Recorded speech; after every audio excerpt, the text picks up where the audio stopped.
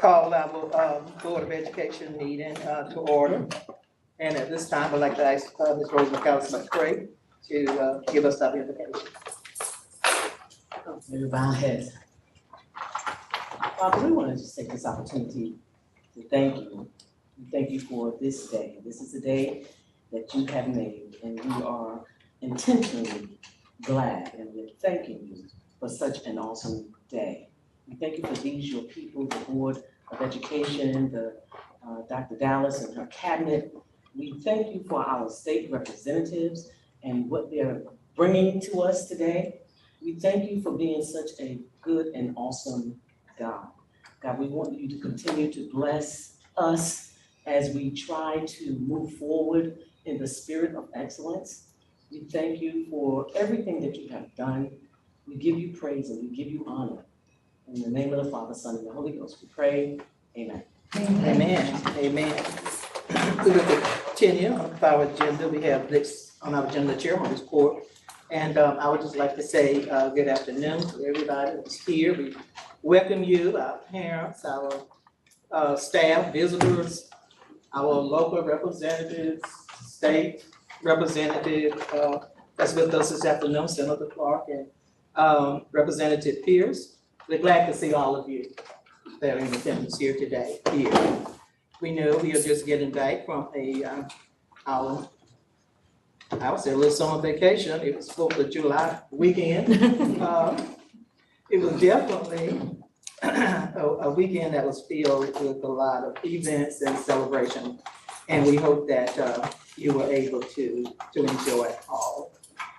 At the end of the 4th of July weekend, we continued with the next weekend there that another weekend that was very eventful. We had the weekend of the Lumbees. The Lumbees, we had a play at the Gibbons Center. It was entitled Meet the Bees, Women of the Dark Water. Women of the Dark Water. And this play given by 6 Lumbee women who share their stories of growing up in a close-knit American Indian community during the segregated South. So those of you that did not see it, you missed a treat. They do this every summer. I think it started about a summer ago, and was real outstanding. And one of our own, one of the stars of that play, Miss Della Maynard. Congratulations, Della. So they performed on July the 8th, 9th, and 10th of this summer. So it was fantastic. Also, we have a thank you card that came in from Mrs. Nadana Demeter. She is the instructor for our theater arts department at the high school. She had 3 students that won a national competition in Indianapolis this summer. So we just say congratulations to her. And she sent back postcards, the event there. And she said, just thanks for the opportunity, the amount of learning that took place from competition, from watching shows, from workshops, from just other like-minded kids was amazing. Thanks so much. And on all the other cards, she also had notes on there from the students. This summer, we would like to give Dr. Ramseur an opportunity to give us some information about the kickoff that was done last week or still during this summer for our Rising Stars. So, Dr. Ramseur? Right, we are so excited about our Rising Stars. These are our students who will be going into kindergarten next year. And so if you go on campus to either Scurlock or Upchurch Elementary, which is where our 2 groups of Rising Star students are, they are so excited and they are full of energy, and it's a sight to behold. And what we're doing is giving them a jump start, for lack of a better word, and they're getting access to understanding the structure of a school day They're walking through the cafeteria and getting their lunch. They're getting their breakfast in the classroom, just like they would during the school day. We're assessing those students, both academic and behaviors, and looking at their progress over the 3 years. So it started on the 13th, the day before. We had open house with our parents at both Upchurch and Scurlock. We actually have expanded Rising Stars program. Last year, we just had it at Scurlock. Now we have it at Scurlock and Upchurch. And I want to say we've increased by 4 classrooms. So we're really excited to be able to offer that and continue to grow that program and give those students access to school before school so that they're ready on the first day of kindergarten. And in most cases, these students will actually be in those teachers' classrooms. So they're getting that time with those teachers and they're ready when they come to school. Thank you so much for that update, and Ms. Bowie also worked with that program that they have, Rising Peace. Okay. So can I say, Mr. Speaker, can I say something? Yes. So would it be right to say or correct to say that this is a elementary summer bridge program? Exactly. Definitely. Okay. Also, before I leave, Dr. Hun, Dr. Medelis and her team, Dr. Hun and Dr. Ramstor and Dr. Owens met today with General Del concerning something that we have implemented here in Polk County. So at this particular time, I'm going to turn it over to Dr. Hun and to Dr. Ramstor and those and Dr. Owens to tell you a little something about what happened today, about the interview, because we really want the positive to get out that have happened here in Polk County. So please share that with us. Sure, yes, ma'am. The interview today was based on or centered around the RAVE app or Panic Button app, which is an application that we use as a layer of safety within the school district. Basically, that application has the ability to, if there is an emergency that's occurring on campus, regardless of if it is an active shooter that walks into the building, or an intruder, or some type of medical emergency that's dealing with the student, we have the ability to press that through the application, and it will notify proper personnel ranging from local teachers, first responders that are in the building, school resource officers, school administrative teams, but also it can go out to the sheriff's department or Rayford Police Department and other emergency services, first responders. So we talked about how we've done training on that throughout since 2018, if I'm not mistaken, how we've been implementing that as a layer of safety and security within the school district to help protect our students. Okay. That was awesome. And I think we also, and Dr. Hunt, in his segment, talked about the layers. That's just one layer. So the RAVE app, there's, our cameras, increased cameras and increased camera quality. We talked about our SROs. We talked about just that practice with the drills. We just talked about how we are layering on those safety measures. It's not just one thing.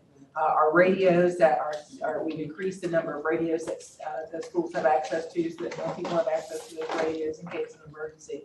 So it's not just one thing that we're doing, it's multiple things. Certainly RAVE is important, it's an important layer, but there are multiple layers, and the idea is redundancy and making sure there's no one point of failure.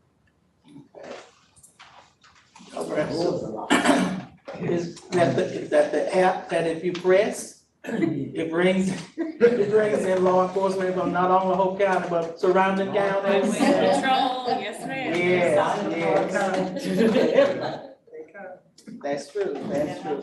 Can I say something about that? And Yes. I want to give us a special shout out to Polk County Schools. Is the reason they came to us, WRL came to us, is because Polk County Schools was one of the first, if not the first district in the state to implement that RAVE software. The state has recently, in this budget, has provided some funding for districts to implement similar or that same app, but we've been doing it here since 2018. So before it was a mandated thing or before there was additional funding, Polk County Schools saw that, and the board and administration saw that as an important thing for our district to do as an added layer of safety. And so that's why they specifically came to us, because we were the forerunners in that layer of safety, and wanted to see how that had been rolled out and the success that we had had with that here. So shout out to Hope County Schools. And I think it's fitting also though to recognize Sheriff Peterson, Yes. because he was kind of the brain behind that and saw that and was adamant that that was something that we needed and brought it to the attention of school officials, local officials, and really put that out there, and everybody was like, we need this. So within probably a couple weeks, our district team turned around and started implementing it. So it's nice to know that the response is there. Like you said, they all come when it's pressed, and it can be used for a multiple of reasons. So it's been an excellent resource for us. Okay, we just want to share that with you, so thank you so much for your attention. We will continue now with our agenda, and we will get the approval of our agenda this time. So members, may I get approval for our agenda we have before us? Madam Chair, I move that we approve the agenda for today. A second. Been moved in second that we approve the agenda we have before us today. Are there any questions? If none, those in favor, let it be known by the sign of aye. Aye. Opposed, nay. Ayes have it, the agenda's been approved. Going forward, next on our agenda, we have Spotlight on Success, and at this time, I will turn it over to our superintendent, Dr. Dallas. So thank you, Madam Chair and members. This evening, we do have one item for Spotlight on Success. It's one item, but it's a really big and exciting item for Hope County Schools. So at this time, I would like to turn it over to Representative Garland Pierce and Senator Ben Clark. You guys want to come forward and share a little bit why you are here with us this evening?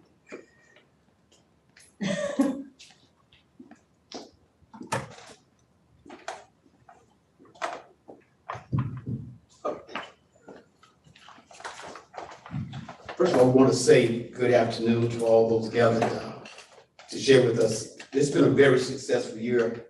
Last 2 years in North Carolina General Assembly, particularly for the County of Hope. I think that talking to Senator Clark, it's almost near $90 million that has come to the county thus far. And it took bipartisan work. It took Senator Clark and I working together in a bipartisan way. That's what, we tried to do it rather than made every attempt to do that. So we're just delighted to come and share today. We know this is going to make a real big difference in the County of Hope going forward. For generations yet unborn will enjoy some of the fruits and labors of this board and all those together in our county. So we're just delighted to be here. And I'll let Senator Clark say remarks. Thank you, Representative Pierce. Superintendent, you all did receive a grant early, and how much was that? We did, so we have a total of $50 million now. Okay, so I would like to point out that the grant money you all received was covered in the budget that we just passed back in last year. So although we have a $10 million check for you today, technically it could be $50 million. All right. I can write through this work. Yes. I think this helps our picture with the whole board. Yeah. Oh, okay. Okay, let's go, just stay Billy, you there. stay right here, we're Stay gonna there. come to you. Okay. You want us to stand there?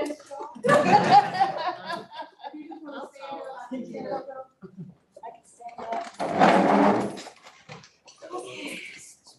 Yep.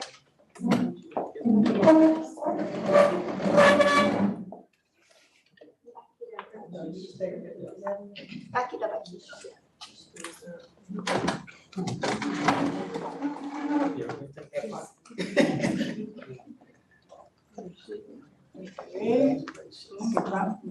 Ready, look, 1, 2, 3, money. You go there and work. Thank you. Thank you. And I just, while we're all here, I just want to say thank you for your work in the General Assembly. What this is going to do for Hope County is just absolutely a game changer. County commissioners, I've got some family in place. We thank them because this is definitely a joint venture between this $50 million and the $28 million that the commissioners have committed. We are very excited about being able to build a high school on this campus to really help transform our community. Because we know schools actually transform communities, and we know that this high school will have the power to do that for our students. So we thank you for all of your work and all of your advocating. Yes, please, please. Good job. For those of you who may not know, this is my 10th and final year serving Polk County, North Carolina Senate. So it makes me tear up a little bit. But I do remember when I first started running, I said, Polk County will not be an afterthought. And I believe I've lived up to that. With the help of Representative Pierce, we made sure that Polk County got its piece. So I thank you for the support. I thank you for standing by me. And it's been a good 10 years. Thank you.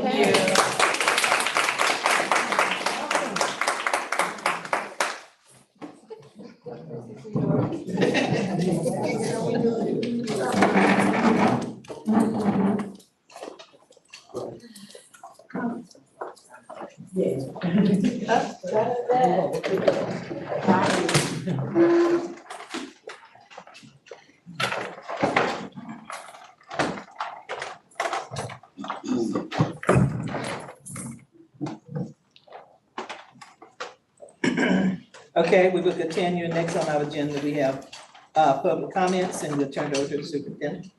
Okay, so this time I will refer to our board attorneys, and we'll public comment. We have two public comments this evening. I want to remind the public that you are going to speak during this portion of the board's meeting. The board members will not respond to or address speakers' comments regarding particular individual employees, student records, or other matters which are required to be kept confidential may not be discussed in this open forum setting. All comments must be respectful and civil per ordinary rules of order and engagement. And with that, I'll invite the first speaker up, I think, Mr. Harry.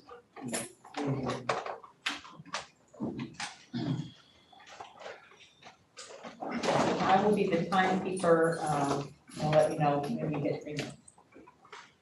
3 minutes. Who's got the clock? Everybody here knows me, I talk a lot, so I don't know when to stop. I'll be the timekeeper. I'll let you know. I just had hip surgery about 4 months ago. That's what I gotta do. Don't do it, take my word for it. Distinguished members of the Polk County Board of Education, it's a privilege to be standing here today with you. I really have a question, 3 questions, and they're all question statements. It's been asked for me to bring forward to the board. And the one is, I've been having issues with, obtaining information from the, not the school board, but from the education system of Polk County, is reception of federal funds. And this is based upon how many students throughout the Polk County school system who have affiliations with the federal government or Department of Defense. You get monies from the federal government based on each child. Every year you put in a document and it goes through the process. And the biggest one seems to be is the mask policy. Is it going to be school generated or from the office of the governor? Do we know that yet? Mr. Harry, there's no question. There's no responses to you. Okay. And the last one, it's like being in Vorbo. How do you follow that? I said, follow the money. I will thank both Representative Pierce and Senator Clark, who I've known for years. So this is my thing here. We're talking about the money for the new school. We read a newspaper that makes you very curious. And a lot of people in Polk County are very curious about how much money you have. Are you drawing interest, not drawing interest, or is it funny money? It's money there that it will come up through some bond or non-bond issue. And tonight we just witnessed Polk County, $10,000. 10,000, I said 10,000 or 10 million? 10 million. I didn't go to school here, so you know why I messed that up. My kids did, they get it right. So this is our concern, the people that I talk to, you probably talk to them also, is that the mask thing, we don't want to go through that again. That caused a lot of animosity in the county. The money thing, that is also on the streets what people are talking about, because we haven't really heard how the financing of the new school we're not gonna question, my 3 minutes up? No, not yet, you have 30 seconds. We're not gonna question how the thought process went to where to place the new high school. But when you look at a subdivision that's gonna be built, 600 plus houses, that's a village, people. Check out your numbers, that is a village.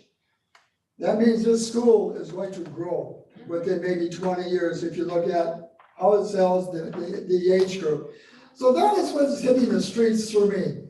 And I told those that, as they asked me to come forward, I would try to make it. And as I said, I'm honored to be addressing this to the people I've known for years. And I know back in 80s and 90s, we're at today, all of you started it back in 93, was it 94? Barbara, when did you get elected? Mr. Harry. That's where it started.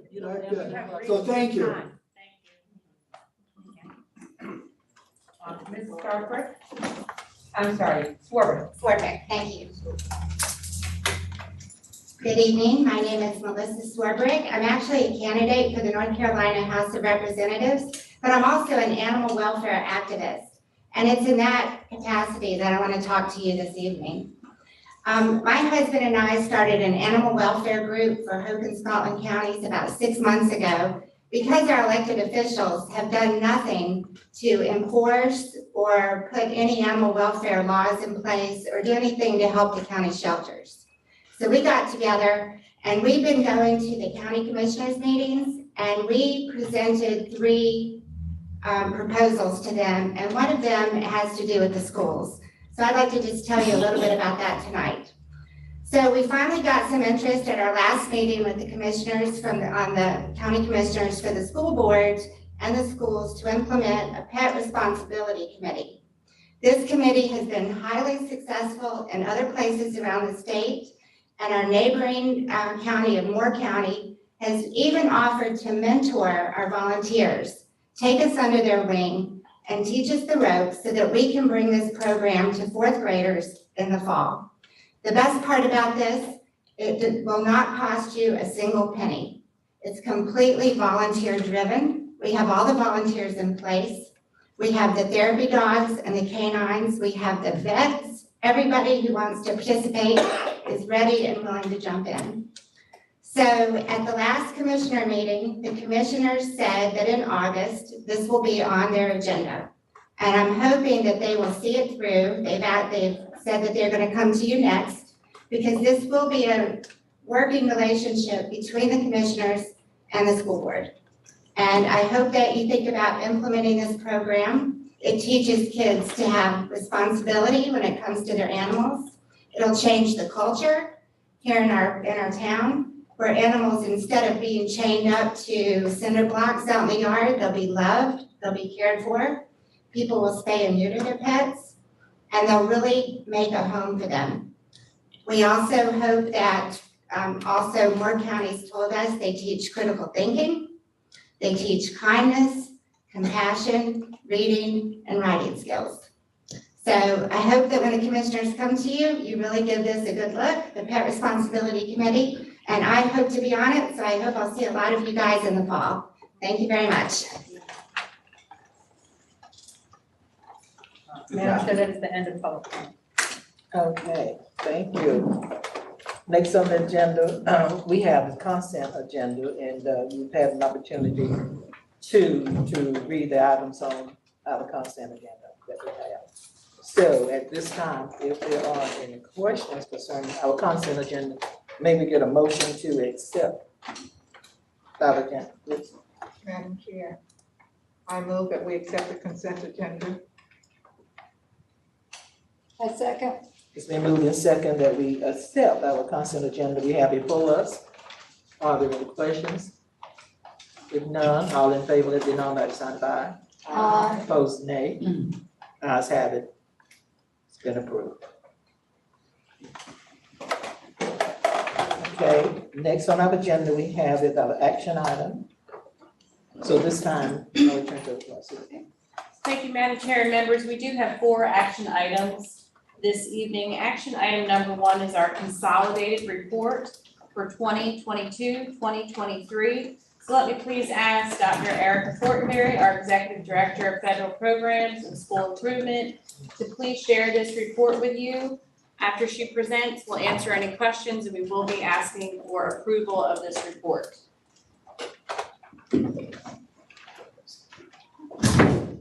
Madam Chair, board members, Madam Superintendent, good evening. Good evening. I come to you this afternoon, hold on, I'm back in the morning, to talk about our federal grant application for the 22-23 school year, okay?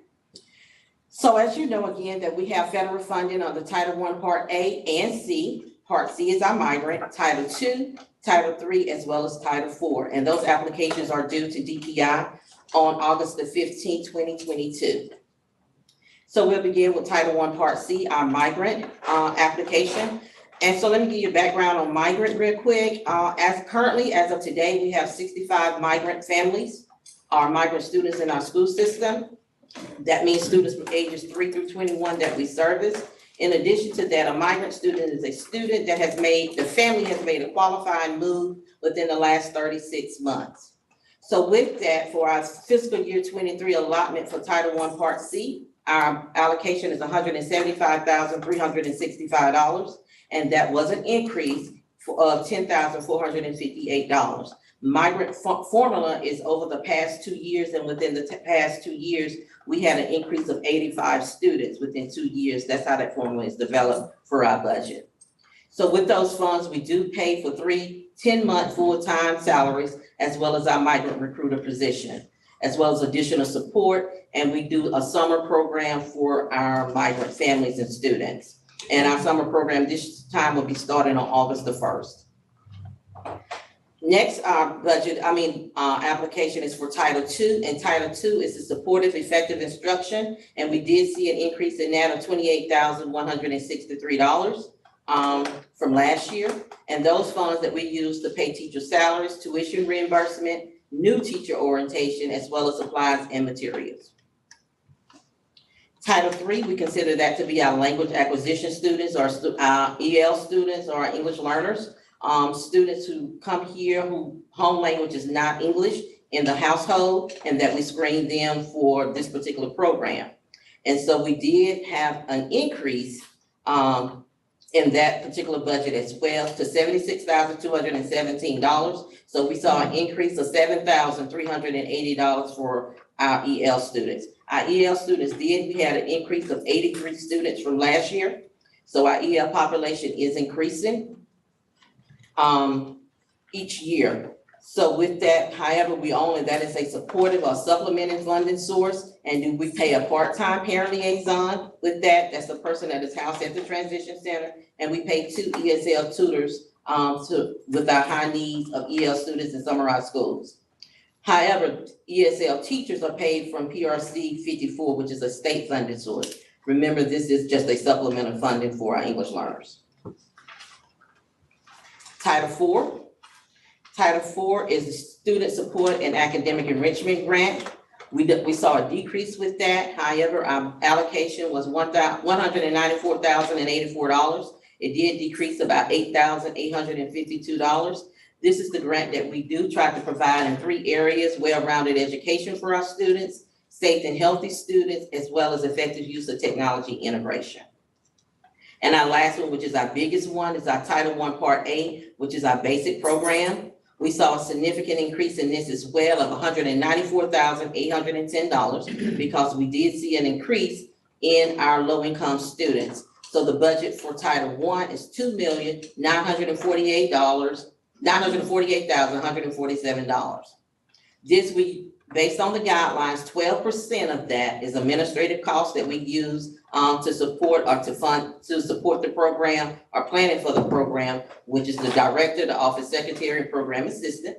In addition to that, we are required to ensure that we have funds in there for foster care, transportation, homeless education, as well as 2.637% for indirect costs. In addition to that, most of our Title I funding go to the following services: parent and family engagement activities, professional development for our teaching staff, as well as teacher and instructional materials for classrooms and student use. In addition to that, we use $150,000 of that funding to support our NC pre-K classrooms. We support 5 locations in the district for our pre-K. Under Title I, we have what is called rank and serve, and those are the schools that we must serve first and must fund first using Title I funds. And I do have the schools ranked in order on here, how they fall. What we mean by rank and serve, any school over 75% must be serviced first. So we start with Hawkeye, and the information was pulled because we have to pull it in the spring before, because the application is always due in the summer of that coming up summer for the new application. So this was pulled April 26, 2022. For Hawkeye, at that particular time, they had 380 low-income students. We service 100% of the students at Hawkeye, but they did see a decrease of $17,305.26. McLaughlin, 275 students, their low income is 95.82%. They saw an increase of $16,700.39. West Hope Elementary School, they have 472 low income students. 93.84% is low income that we service there. They had an increase of $37,275.04. West Hope Middle School, 488. 86.37% of that student population is low income. They saw an increase of $34,946.31. Scurlock, 518, 80.31% is free and reduced or low income. They had an increase of $23,700.08. Sandy Grove Elementary School, 467, 79.02%. She saw a decrease of $81.58. Upchurch, 507, 71.31%. She saw a decrease of negative $28,509.45. East Hope Middle School, 509, 65.68%. He saw an increase of $32,736.17. Sandy Grove Middle School, 373, 58.65%. Decrease of $2,115.43, and Don Steed, 357, 55.61%, an increase of $17,519.50. Any questions for me at this time on our federal budget or application? I have to. Yes. First of all, would you be so kind as to explain, probably just to me, what qualifying move is? Qualifying move is a family that is moving for the necessity of work in fishery or farming. And I assume Rockfish is doing so well that they didn't need to go. Yes, Rockfish does not qualify for, they don't have 40% of their population that is low income. All right, thank you. Tell me again why we get the funding is decreased In which school? with all. All the schools that decrease? Yeah. I'm sorry. That's okay. When the decrease comes, when I put in the formula for the schools, when I receive the information from Power School, from our testing and accountability department, and then our child nutrition department, and then we put it in this particular formula that they provide. And once the formula comes out, it lets me know exactly the per pupil amount. And our per pupil amount for each child was $526.32. So once you get that $526.32, you have to times that by the number of low-income students that's being served based on the child nutrition report. And that's how the budget is determined. Mm-hmm. Anything else? So at this time, I'll turn it back to Superintendent for. Okay. So at this time, if there are no other questions regarding, are you good? No. Okay. So at this time, I am asking for approval of the 2022-2023 consolidated report. You've heard the recommendation by our superintendent that we approve the consolidation report for 2020. Maybe get a motion at this time. Madam Chair, I make a motion that we approve the consolidated report for 2022 through 2023. A second. It's been moved and second that we approve the consolidation report for 22 and 23. Are there any questions?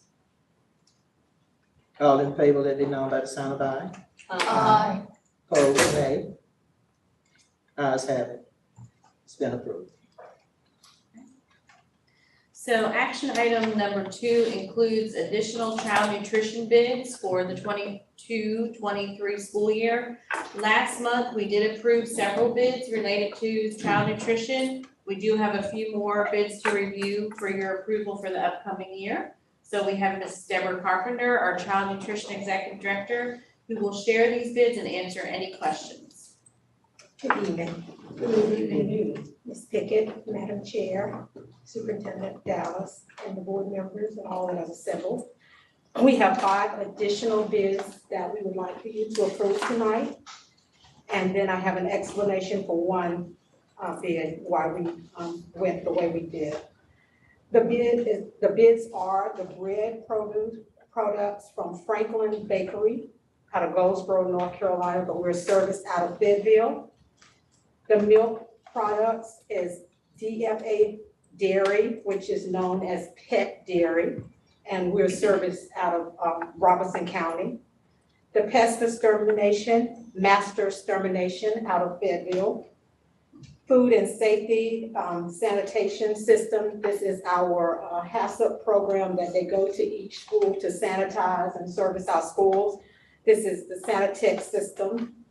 And then kitchen hood suppression system inspection and cleaning. We have to have these done twice a year. We're once a year for all schools, twice a year for those schools that have deep fryers still.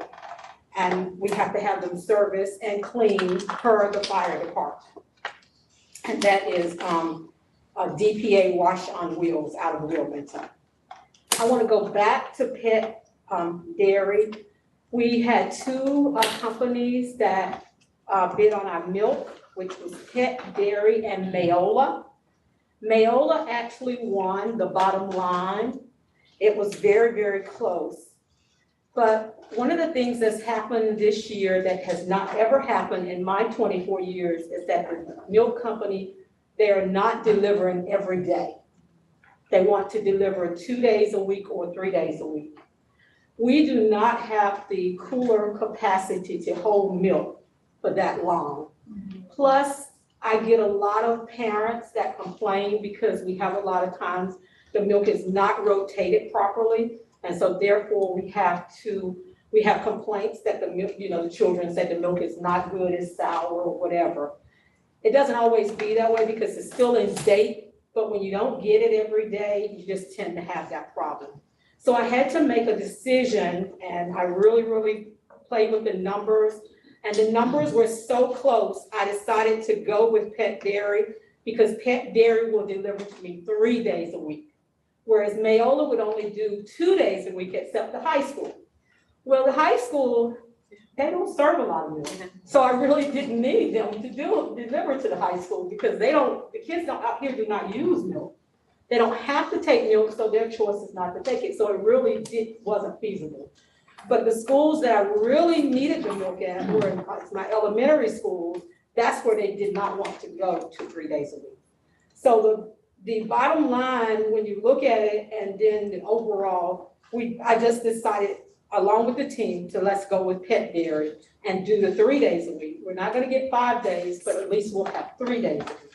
So that was the decision-making factor in that, so that our children would have fresh milk at least, on a rotating basis, a little bit more than 2 days a week, where they bring it all in, and then the managers have to really check the dates very, very carefully. Because they do have to check behind the milk. We have sent milk back and they had to come back again because they did get milk out of date. So those are the bids. Are there any questions? These are our final bids. We did advertise the bids properly and we did send them to the Federal Observer and they were on our website. So we did everything that the state requires us to do. So Ms. Carpenter, so Pet Dairy is from Charlotte, but they're coming out of Fayetteville, correct? They're coming out of Robertson County. Robertson County. Yes. So That's where the they're dairy coming out, they're coming out of Robertson County, coming to the high school. No, that was Mayola. Pet Okay. Dairy will do 3 days a week. So if Mayola's coming out of Fayetteville. Okay. Yes. Coming out of Fayetteville, coming to the high school, why they can't just, I mean, what did they say if you asked that? They just said that they feel like the high school is gonna have a higher volume, which it does not. That's what they thought in their mind, that the high school and the middle schools would have a higher volume. And they actually did most of the schools on that side of town. Okay. But and then of course the high school. But then they left out my schools like Hawkeye and West Elementary, West Middle, Upchurch, and my 2 groves. Right. So, Okay, thank you. you're welcome, but that was Mayola. That was Naomi. Right, Cat Dairy going will with Cat deliver Dairy. to all schools 3 days a week. There's not any company that's delivering 5 days anymore because of the gas prices. That was the reason, yes. I just want to make a statement. I want to say, thank you for all that you do. You make sure that the schools, all the schools, have what they need, that when it comes to the meals and any complaints you have. So I want to say thank you because you're doing a good job with that. Thank you, Miss. I really appreciate it. Kudos. Are there any other questions? So if there are no other questions at this time, we are asking for approval of the Hope County Schools child nutrition bids for 2022, 2023 as presented this evening. You heard the recommendation from our superintendent to get approval of the Polk County Schools child nutrition bids for 2022 and 2023. May we get a vote? Madam Chair, I move that we approve the Polk County School Child Nutrition bids for 2022, 2023. A second. It's been moved and properly second that we approve the bid that is given to us for 22-23. Are there any questions? If none, all in favor, let it be known by the sign of aye. Aye. Opposed, nay. Ayes have it. Thank So you it's very been much. approved. Thank you. Good job.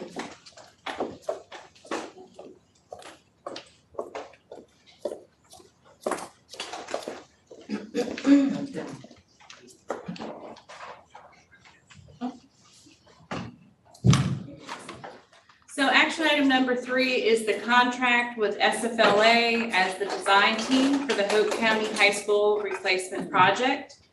At our April 12th board meeting, you did approve our district team to start negotiations with SFLA. So tonight we would like to share some highlights from the proposed contract with SFLA. So at this time, let me ask Dr. Chad Hunt, our Assistant Superintendent of Operations and Information Systems, to please share highlights of this contract. And you do have the contract as an attachment in Assembly.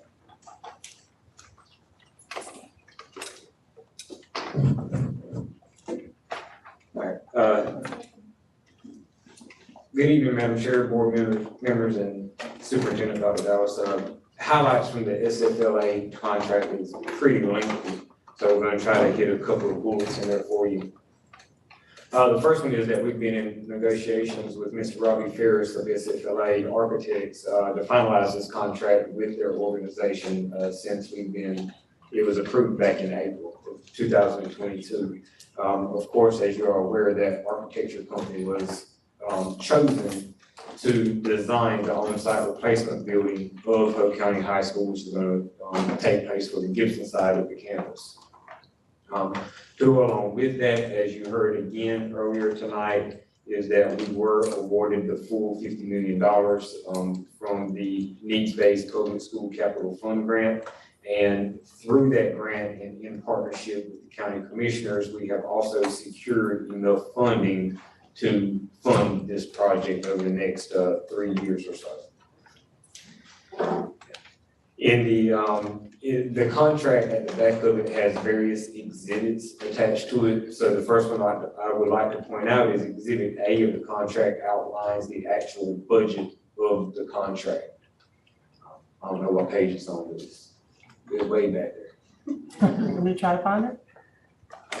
It's up to you. We're gonna get It's after, it would be page 40, it's after 39 in the first part of the contract. There you go. So as you can see, SFLA did provide a line item budget here, which gives a pretty detailed breakdown of what the money is going to be allocated for. And then it also does identify the fee for SFLA over on the right-hand side, which is approximately $5 million for their design fee.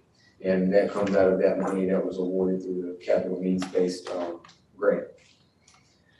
Then moving into Exhibit D, that provides detail of the square footage of the building. And as you can see, the net square footage is over 100,000 square foot. But Exhibit B also provides the concept layout for the building, as well as the plans or detailed plans for the first floor and the second floor.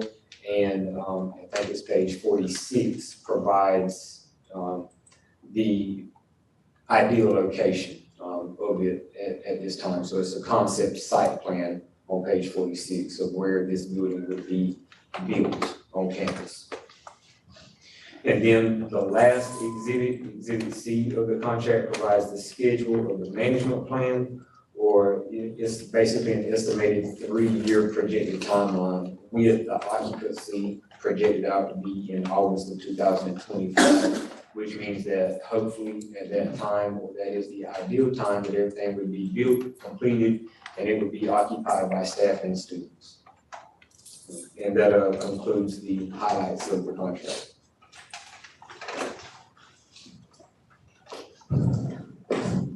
Are there any questions related to the contract that we can answer? We have worked extensively with Rod Malone, who is one of our attorneys with Arrington and Smith. I've been in a lot of conversation with Robbie Ferris. We feel that it's a very sound contract. We've gone through it several times. We've looked at it. We feel comfortable with the plan moving forward for the next 3 years. So if there are no further questions, at this time I am asking for approval of the contract with SFLA for the design consultation services for the Hope County High School on-site replacement project. Okay, you've heard the recommendation from the superintendent. May we get a vote on this, please? Madam Chair, I move that we accept the superintendent's recommendation. Second. It's been moved and probably second that we accept the superintendent's recommendation to approve SFL plus A contract for the Hope County School project. Are there any questions? If none, all in favor, let it be known by the sign of aye. Aye. Opposed, nay. Ayes have it. Good. Okay, thank you. So while we were working on that contract and negotiations, we were also in the process of trying to move forward with our CM at risk firm. And so I just wanted to kind of review the process that we followed to go ahead and try to seek out a CM at risk. So May 18th is when we went ahead and we emailed and posted our RFQ for any interested firms. Those questions, if any of the firms that we emailed had questions, they were to give us those questions by May 24th.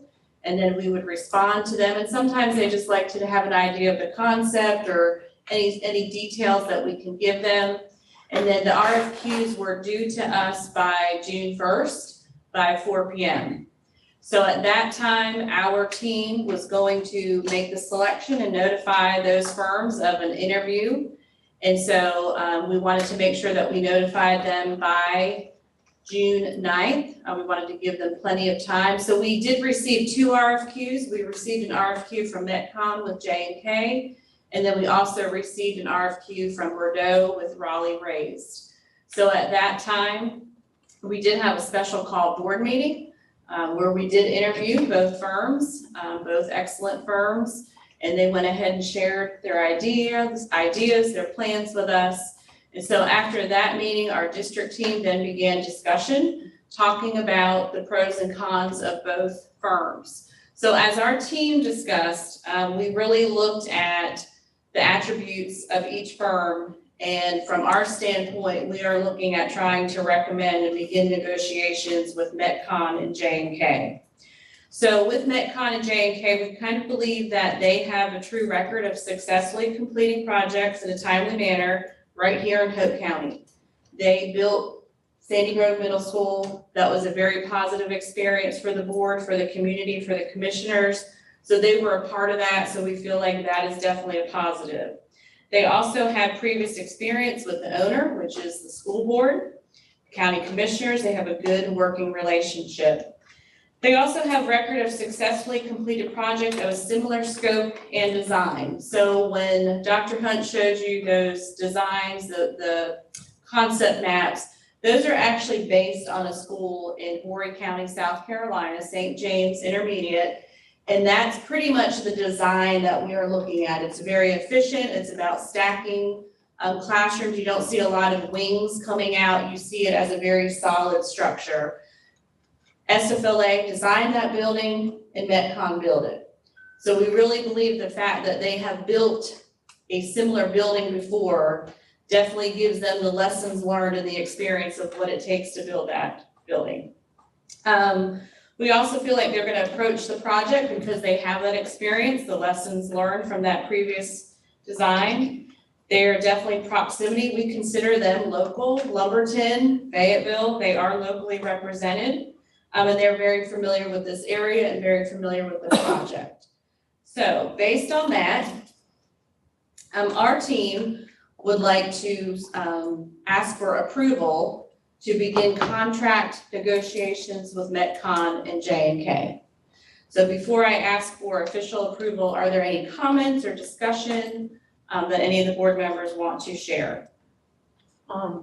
Sandy Grove Middle, if I can remember, Ms. Pickett, was that, did we do that, or did they do that ahead of time? Did they build that ahead of time? Was that, you mean a building that was built somewhere else? Sandy Grove. Yeah, Yeah. I'm not sure. I think I at the think it time, was like Sandy some Grove months. Middle was pretty unique at the time. Right. Now SFLA is mimicking that elsewhere. They built Sandy Road before they did the one in Hart County. Mhm. in South Yeah, Carolina. oh, no, I'm just saying, it wasn't, like a couple of months before it was supposed to be. Oh, you mean they finished ahead of time? Is that what you're asking? It wasn't, yeah. If it was only a few days. Yeah. Right. I would just remember. Yeah.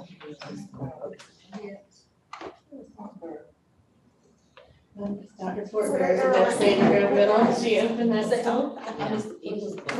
It was before, right? The time They had time.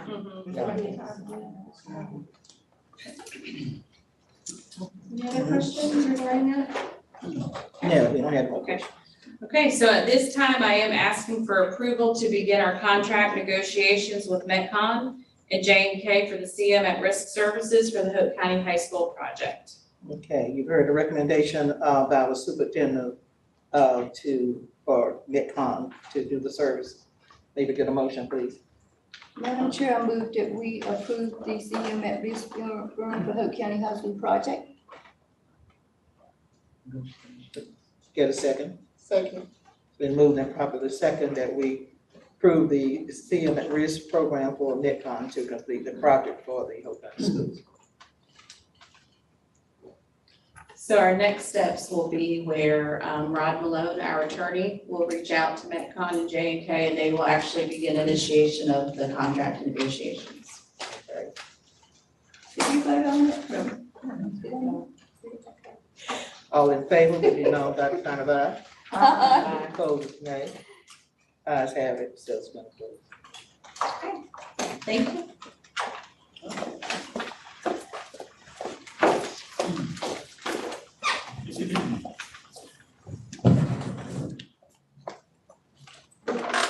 Okay, thank you, Dr. Dillon. We continue with our agenda, which is administration. So I turn it over to you for the information items that we have. So Madam Chair and members, this evening we do have 7 information items on the agenda. Information item A is the 2022-2023 state budget. Let me ask Juan A. Chavis, our Chief Finance Officer, to share this information, please.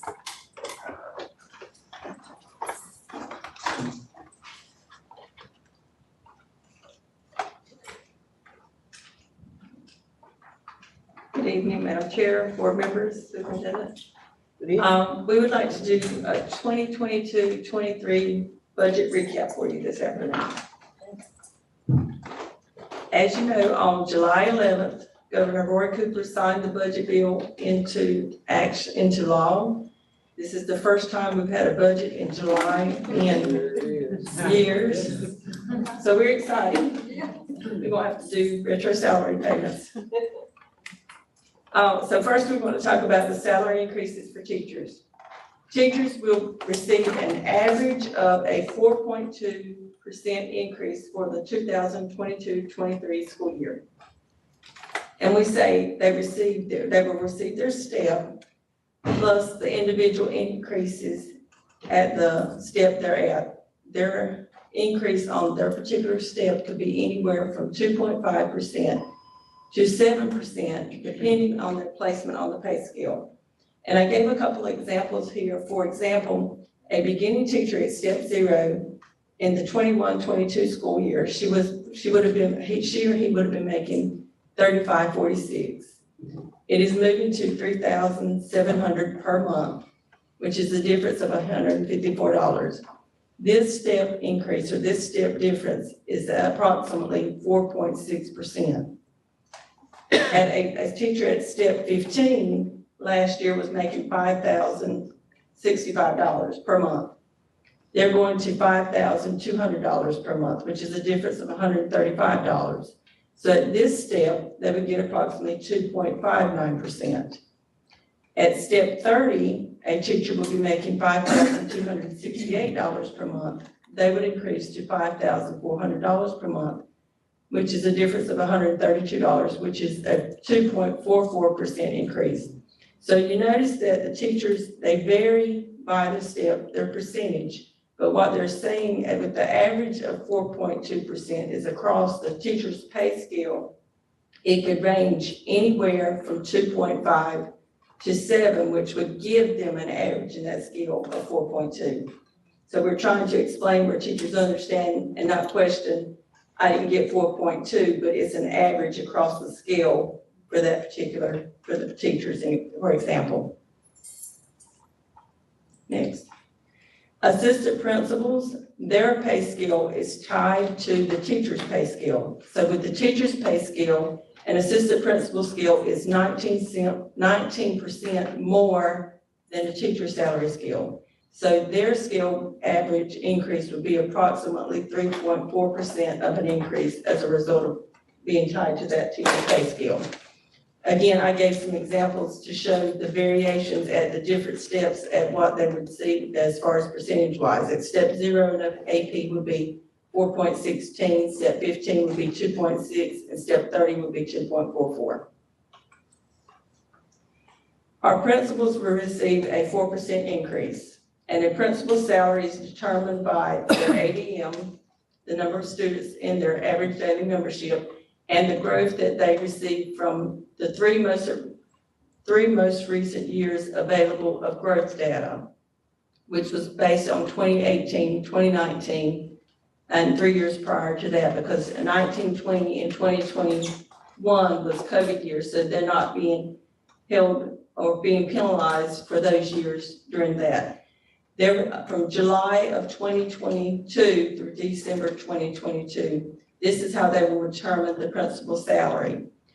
The principal's salary normally changes in January because they have the new growth information, they have growth information. But this year with the growth information, they will use only 1 year of data to determine if they're eligible for any difference, meeting met growth, exceeded growth, or staying in the base for this school year. Non-certified personnel, they will receive an increase of 4% or $15, whichever is higher. So looking at our pay scales, we will determine if a non-certified employee, let's say they're currently making $13 per hour, they will be moved to $15 per hour, which is approximately a 18% increase. So that way exceeds the 4% increase that is required. If an employee is making like $14.96 and moving to 15 would be less than 4%, we're required to move them to 4%, which would be more than the $15 per hour. So we're currently working on those pay scales for our non-certified personnel. Tutors for the 21-22 school year for non-certified, our certified rate was $25 per hour, and for non-certified it was $12 per hour. So for the 22-23 school year, we are looking at increasing our certified rate to $30 per hour, and our non-certified to $15 per hour, which the $15 per hour lines up with the 15, which is required. It's not that we have to do the 15 for our tutors, but we're moving it to match what is required for the $15 minimum under the non-certified personnel. And when we looked at the certified personnel, increasing them to $30 per hour, we looked at the hourly rate of our teachers' pay scale range, and $30 was approximately in the middle of the range for our teachers to determine the $30 per hour for certified for tutoring. And this would be for after-school tutoring, during the day, and Saturday tutoring. Our teachers and staff working summer school will pay them their daily rate of pay. Our central office will receive a 4% increase across the board. Next. Benefits, our retirement rate increased from 24.19 to 24.5. This is what we pay matching for our employees that are in the retirement system. So for every dollar a person earns, we pay a matching 24.5% to the retirement system on their behalf. Hospitalization increased from $7,018 to $7,397 annually. Bonuses, this year we don't have as many bonuses in the budget as we did last year. The bonuses this year are mostly tied to performance, and it's performance for growth that's earned on the end of year testing. There's a performance bonus for principals, and there's a performance bonus for teachers who met growth on this year's testing. For the principals, the performance bonus is based on the top 50% of school growth in the state. So if your principal is in the top 5%, they would receive a bonus of $15,000, and this would be paid in October. If they're in the 10%, it would be $10,000, $15,500, $20,000, $2,500, and if they're in the top 50, they would receive $1,000. Teacher supplemental assistant funding. If you remember, we talked about this at the end of school last year, around May and June, where the state gave all of our state teachers a teacher supplemental, what we called enhancement supplement. That is in the budget again this year, and the General Assembly actually allocated extra funding for this, but it's still just for state teachers. I don't know the dollar amount as of today, how much they will be giving Polk County for our state teachers, but we are also planning for that for all other personnel for like we did this school year, with the same guidelines we had in place for this school year. And it will be, they have to be employed on June 1. It will be prorated based on the time they're here. But due to indirect cost funding that we're allowed to charge, I'm able to put some money aside to be able to provide this teacher supplemental funding or enhancement supplement to all of our staff. Next, our 2022-23 current expense budget, which is what we received from our county commissioners. They approved their budget back at the end of June. We requested from our county commissioners $6,412,500, but we only received $5,937,500, which is a difference of $475,000. So what we asked for, we didn't get fully funded from our county commissioners. Our capital outlay budget, can't believe on there. We requested $1,252,000. We received $1,219,000, which is a difference of $33,000. So again, we weren't fully funded in our capital outlay. But we did review our projects that we submitted. Of course, our Chromebook lease payment we will be doing. We will be doing flooring at our different elementaries like McLaughlin, Upchurch, then East Hope Middle flooring. At Rockfish, we budgeted for flooring and crawl space in one of the buildings. Then we will be doing asphalt restoration. At Rockfish, Sandy Grove Elementary, Sandy Grove Middle, and Hawkeye Elementary. Fencing at East Hope Middle, the HVAC at the board, and one of the things that they put in for us was the Rockfish Sewer Project. We originally hadn't put that in our budget, but they pulled that out of our money for capital outlay. And that's all I have on our budgets for 22-23. Any questions? So what happens to the teachers are getting some money tied to performance? And then what happens to resource teachers? The bonuses tied to performance is based on the 3rd grade reading, 4th grade, 5th grade, 6th grade math, and what they score. Right. And it's the top 25% of the state and the top 25% of the LEA. That's how they determine that bonus. They didn't do it last year, but in previous years, those bonuses were given to teachers. They do not allocate anything for any other resources. Now, they do a advanced placement and careers bonus also, but that's the only groups they recognize with the bonuses. What's the difference between a certified tutor and a non-certified tutor? A certified tutor holds a license, a teacher's license, a valid teacher's license, and non-certified doesn't. Okay, so I can't have my tutor certificate.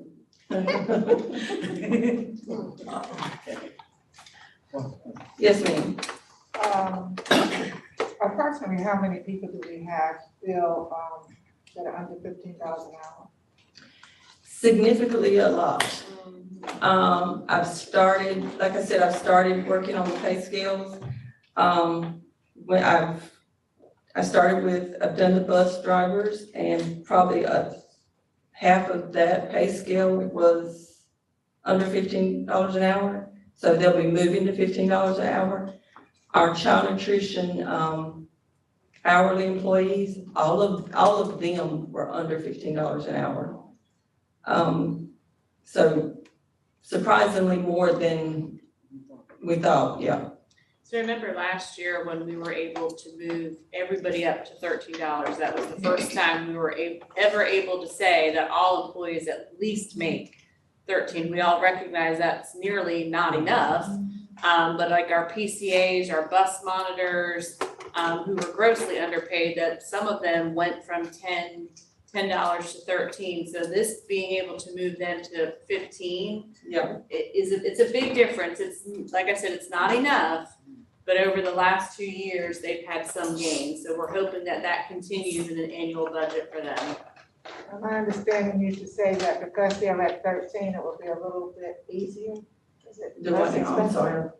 No, not necessarily easier, because you'll have to take either the 4.5, but those who wouldn't take it, they'll move up to 15. So remember, they have to make at least that. $15 will be the minimum. So all the people that we moved up to 13 last year for the first time, they'll be moved up to 15 this year. For example, all of our bus monitors, all of our PCAs. Okay, I think my question is that, those that are at 13 now, which is everybody, right? As far as the minimum, yes, ma'am. Won't that be somehow financially easier than when we had to move some so far last year? Mm-hmm. Is that gonna be less cost? It'll be more cost. It's gonna be more cost to Yes, move ma'am. everybody from 13 than it was to move? Yes, because we didn't move as many from up to 13 as we're gonna have to move up to 15. Yeah. And some of these have hit some of our dollar allocations much harder than the $13 would have. That's a good question, that's a good question. Can I have another question? Yes, ma'am. Is most of that local money? No, That's what I was afraid of. no, most of it's not local. Like all of our TAs are paid out of state. Now, once we exceed those dollar allotments, it's a possibility it will go into local money. And we didn't get all we needed from local. No, we didn't. No, they don't, but if I exceed the TA dollar allocation, I could, if I don't find funding somewhere else, I would have to go into local money with that. Yeah. Okay. Any other questions? Okay, so we're gonna keep you up there for Okay. one more information item. So, Ms. Chavis will also share our monthly financial report. So if you have any questions, you can direct those to her. Pull up the next one. I'm sorry. No, it's the next, yeah, go back, no, go The back to next, the agenda, go to. Monthly financial. I'm sorry. Mhm. Here we go. And this was our final report for 21-22. And if you see in a lot of the outline items, there are zero money left as far as the state, because we didn't want to send any state money back. In the first one, PRC 001, that's positions. So if we use all of our positions, we would possibly have some money back because they give us money based on the average teacher salary, not what we're actually paying our teachers. So that's a position allotment with the PRC 001. But the ones where there's $0 left, that was where we had money. It was actually dollars that we had to spend in those particular PRCs. And I know previously someone asked about one particular PRC where we had money left over. It was because we received the money late in the school year. We had a particular plan, and it was too late to implement the plan that we had submitted to DPI. And then when they told us we could change it to supplies, it was so late as far as ordering, we wouldn't have received the merchandise in time to pay for it. So we had to end up sending that back to the state. And I don't like that. I don't like sending money back to the state. But it's their fault that we did. It was their fault, but they wouldn't let me keep it. They wouldn't let me keep it. They would roll it over for me. So that hopefully that won't be held against us next time. It won't be held against us. No. But I tried. I know you did. I know you did. Any questions? Thank you, Ms. Chair. Thank you. So information item C is our 2022 teacher working condition survey results. We'll ask Dr. Erica Fortenberry, our Executive Director of Federal Programs and School Improvement, to come back up and to share these results. Good evening again. Good evening. I have to bring glasses this time, but sometimes I can't see. Madam Chair, board members again, Superintendent. I will be, hopefully I won't be up here long, but this is critical information. It's a long report. I got the eye, thank you. Okay, our 2022 North Carolina Teacher Working Conditions Survey. So let me give you some information about the survey. This survey was started in 2002 and it is conducted every 2 years. The survey must be completed or should be completed by all teachers, school administrators, and licensed school-based educators, full and part-time. The survey is funded by our General Assembly, and this is always a continuing, North Carolina continuing budget. It's always in the budget because it's given every 2 years. This year, the survey was administered by DPI, as well as the Academic Development Institute, or ADI. And North Carolina was the first state in the nation to administer this survey statewide. And then after North Carolina, 16 other states fell in suit with this particular survey for their licensed employees. The areas that this survey addressed is school and teacher leadership, time, managing student conduct, professional learning, community support, facilities and resources, safety, equity, new teacher support. This year, a new area was the pandemic impact. Across the state or statewide, this survey had invited 122,371 individuals or licensed individuals to take this survey statewide. Of those 122, 112,529 responded to the survey, gave the state 91.96% response rate. And you can see for each year from 2016 through 2022, the number of respondents and the response rate for each survey each of those years. So the state did have an increase for the 2022. For Polk County schools, We had 666 that was invited to take this particular survey. We had 656 to respond to it. They gave us 98.6% response rate. And you can see for the past year, since 2018, how our survey was invited, the number of respondents, and our response rate. We went down slightly for this year compared to 2022, but in 2022, we had more people to respond and more people that was invited to take it.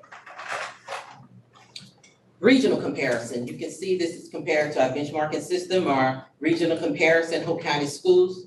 The overall composite, let me speak on that. The overall composite comes from how this number is calculated from two different areas. It is from the response rate as well as the constructs. And the constructs are those areas that I spoke about that the survey entails, that response rate as well as the response rate as well as the agree or strongly agree. And that's how the overall composite is determined for each of those constructs. So you can see for our regional comparison, in 2020, Polk County Schools was in 2020, 81.9. We went down to 76. But you can see for each of our, in the region, how we perform against other districts or how the response rates for each of the districts.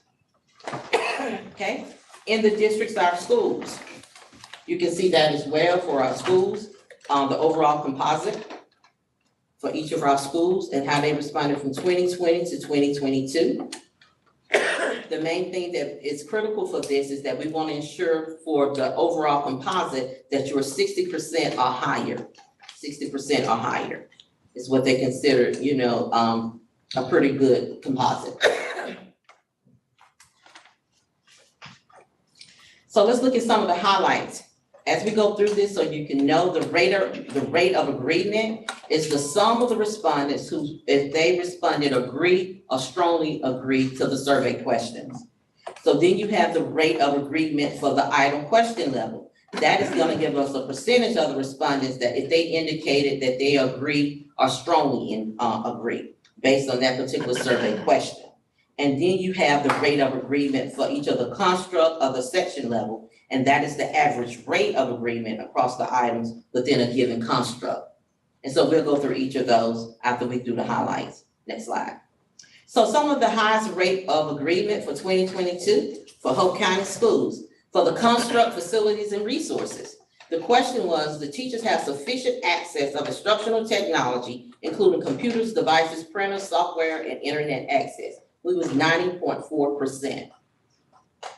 Community support and involvement. You can see that they're looking at school provide parent and guardians with useful information about student learning. We was at 90.5%.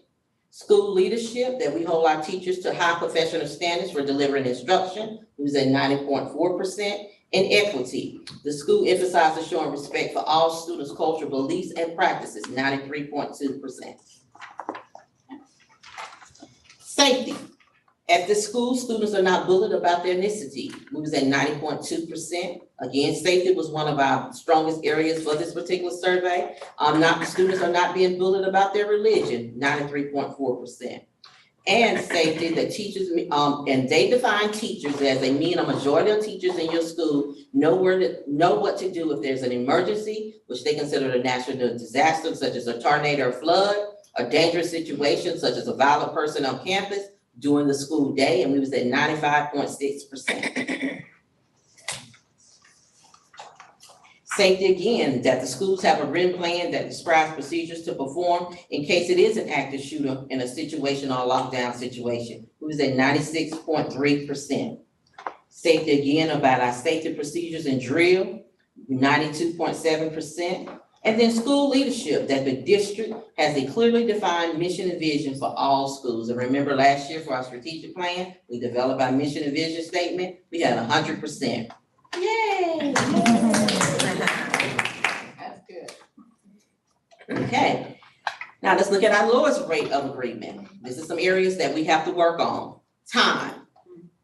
Non-instructional time includes any time during the day without the responsibility for student contact, including collaboration planning, meeting, conferences with students and families, etc., provided for teachers in my school is sufficient. We was at 46.2%. Managing student conduct. Students at this school follow rules of conduct, 54.2%. Teacher leadership, again here that they have a level of influence on decision-making in their school, 53.1%. School leadership, they feel comfortable about, teachers feel comfortable about raising issues and concerns that are important to them, 59.9%.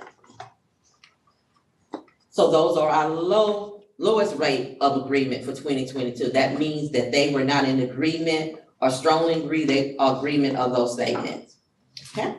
So now we go into the different ones of the construct, and I'm not gonna go through each one of them because of time, but I did provide that on, you can see this on the agenda, the slide deck. So when we look at time, I'm just gonna give you an overall here that you can see that teachers feel that they do not have enough time or time is not sufficient for them. And this is compared state to the district in each of these areas. And you can see as far as that one, D, we was at 46.24%. But the state was at 57.41%. So this is a concern statewide because it is under the 60% threshold.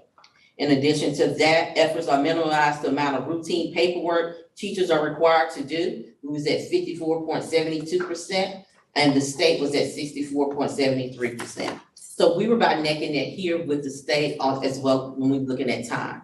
Next slide. Facilities and resources. This is the area we should be proud because this was the area most of us, as far as the district, we was at 75% or higher, except for one, that the school environment is clean and well maintained, who's at 63.68%, but we are working in that. We do have to remember that we do have some old facilities and that our custodians are doing a great job making sure that those schools are maintained. Okay. Community support and involvement. Here as well, look at the district compared to the state. And as additional, you can see here that we only had one. And this is the one that we still are working on and have been since last year, that we want to ensure that our parents and guardians are part of our decision-making in our schools. And as a district, it was at 52.8% and state 67%.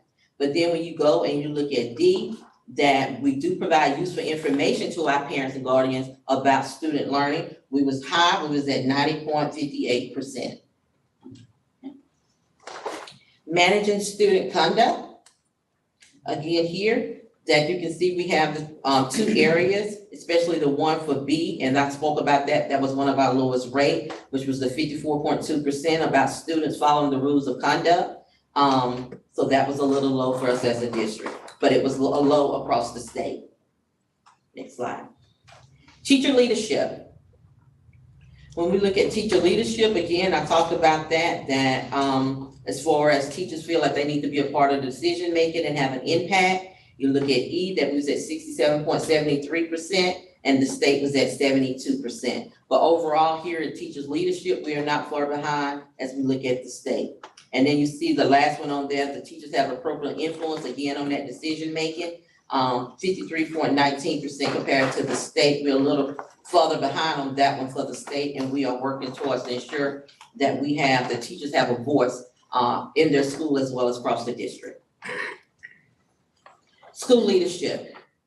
And I want to preface this as far as school leadership. It's just not looking at just the principal. When we talk about school leadership, for the teacher working condition survey, you're looking at the principal and assistant principal, but you're also looking at the school improvement team because they do have an impact as far as school leadership. So I don't want that to be just singling out just the principal.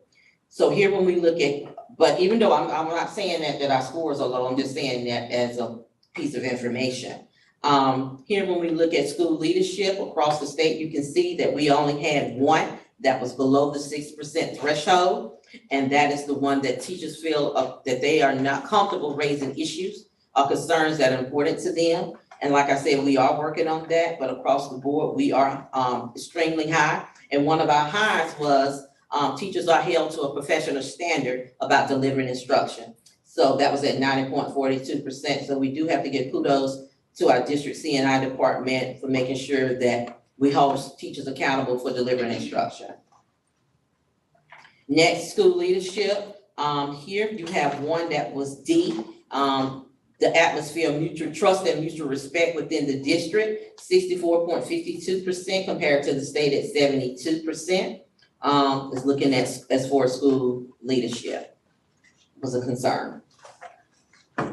School leadership is a big one on the teacher working condition survey, so that's why you see more questions on school leadership. Here is looking at the different areas that what they looked at as far as leadership. Here, this is looking at their students' academic, social, and behavior performance, using resources such as textbooks, instructional materials, all of that when they're looking at teachers' concern. So they look at leadership issues, the facilities and resources, and you can see here that we were above the 60% threshold on all of these. The next is professional learning opportunities, the PD that we provide across the district as well as in, within the schools. So that here that you can see we are pretty high. The lowest one that we had was E, professional development, to meet the individual needs of our teachers was 60.70%. But here you can see that we are higher than the state, 56.69%. So we are higher there, that we are trying to meet our individual teachers' need based on what they need to be successful in the classroom. This continued with our professional learning opportunities as well. Again, you can see here that we are higher in our professional learning opportunities than some of the state. Here, professional development is evaluated and results are communicated to teachers. With K, we are 61.2% and the state was at 56.54%. So we are higher there, that we are ensuring that we are communicating information to our teachers. The next is instructional practices and support. Again, here we are 60% higher. Higher than the threshold that they would like to see across for LEAs. Like I stated earlier, that the lowest one you have is G. Teachers assign classes that maximize their likelihood of success with their students. We at 63.26%. So, but we are higher than the state here. And most of these as well, we are higher than the state. Here, practices and support, instructional practice and support. I stated this was the lowest. So you can see here Q&R that they are lowest for across the state and for us, we are barely at that 60%, but the state is extremely low, but we are extremely higher than the state when we look at homework for students, if they have internet, and if they have to have a device because we are a one-to-one district. Here, retention. This is the next one is when we look at retention. Overall, my school is a good place to work and learn. And you can see for our district, they say 76.89% and the state was 84.51%. And here you can look at the same thing when you look at it. In this school, we use the school teacher working condition survey as a tool for school improvement. It is a requirement that we do require our schools to use this instrument for a growth instrument and for school improvement. And you can see that we are higher, just a slight bit, than the state. Equity. Equity started in 2020, which was a new item for the state for the teaching working conditions survey. So this one has not been in place long on the particular survey. It started in 2020 on equity. And so going with that, you can see that based on that, we are pretty high as far as equitable opportunities or educational opportunities for our students, that we ensure that we value students' culture and their practices, their social and emotional needs, as well as their ethnicity, and that we treat students fair and just. And so you can see that we are 70% or higher on all of these particular areas. And if you look at for the state, we are higher, most of these than the state as it relates to equity. Safety, like I stated earlier, this is our highest area overall safety for this particular survey. And that here we talk about for safety here, these following problems rarely occur in our schools. So we're looking at physical conflict, vandalism, and students' possessions of weapons. And you can see where we are as a district, and we are much lower than the state.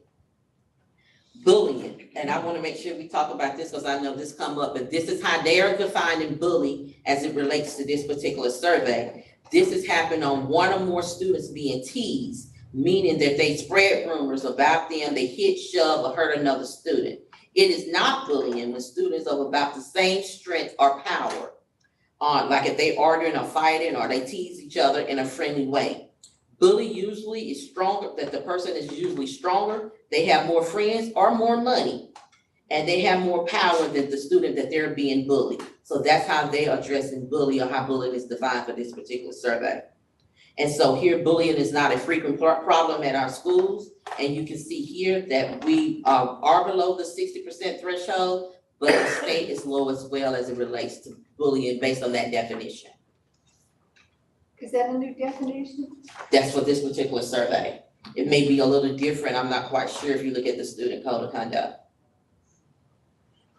Cyberbullying, they define cyberbullying for us in this particular survey. This is when a student takes, or whoever takes, an electronic technology, an example of that meaning that they send a mean message or email, rumors sent in an email or posted on a social media network, embarrassing pictures, videos, websites, or fake profiles. And so here they ask them, does cyberbullying occur in the school? And for our district, it was 60.58%, and the state is 60.26%. So we was right there with the state. And again, I addressed the ones about bullying, about their schools as it relates to race, their background, and religion, and we were at the areas that we were pretty high in. Okay. Next, and all of them are still of the same way. They're still on safety and the new teacher instrument. And the new teacher support, can you go to that one? We'll talk about the new teacher support. Because again, this one here, the new teacher support, this began in 2018. This has not always been on the survey of new teacher support. So this started in 2018 for this particular construct. And so here that they receive additional support to improve their practices. And so here for the district, we was at 67.90% and the state at 77%.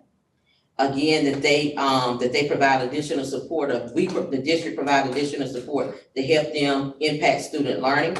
We were a little lower than the state here as well. And overall, the teachers receive important information and decision-making as they continue to their teaching at that particular school. And we were just slight low from the state.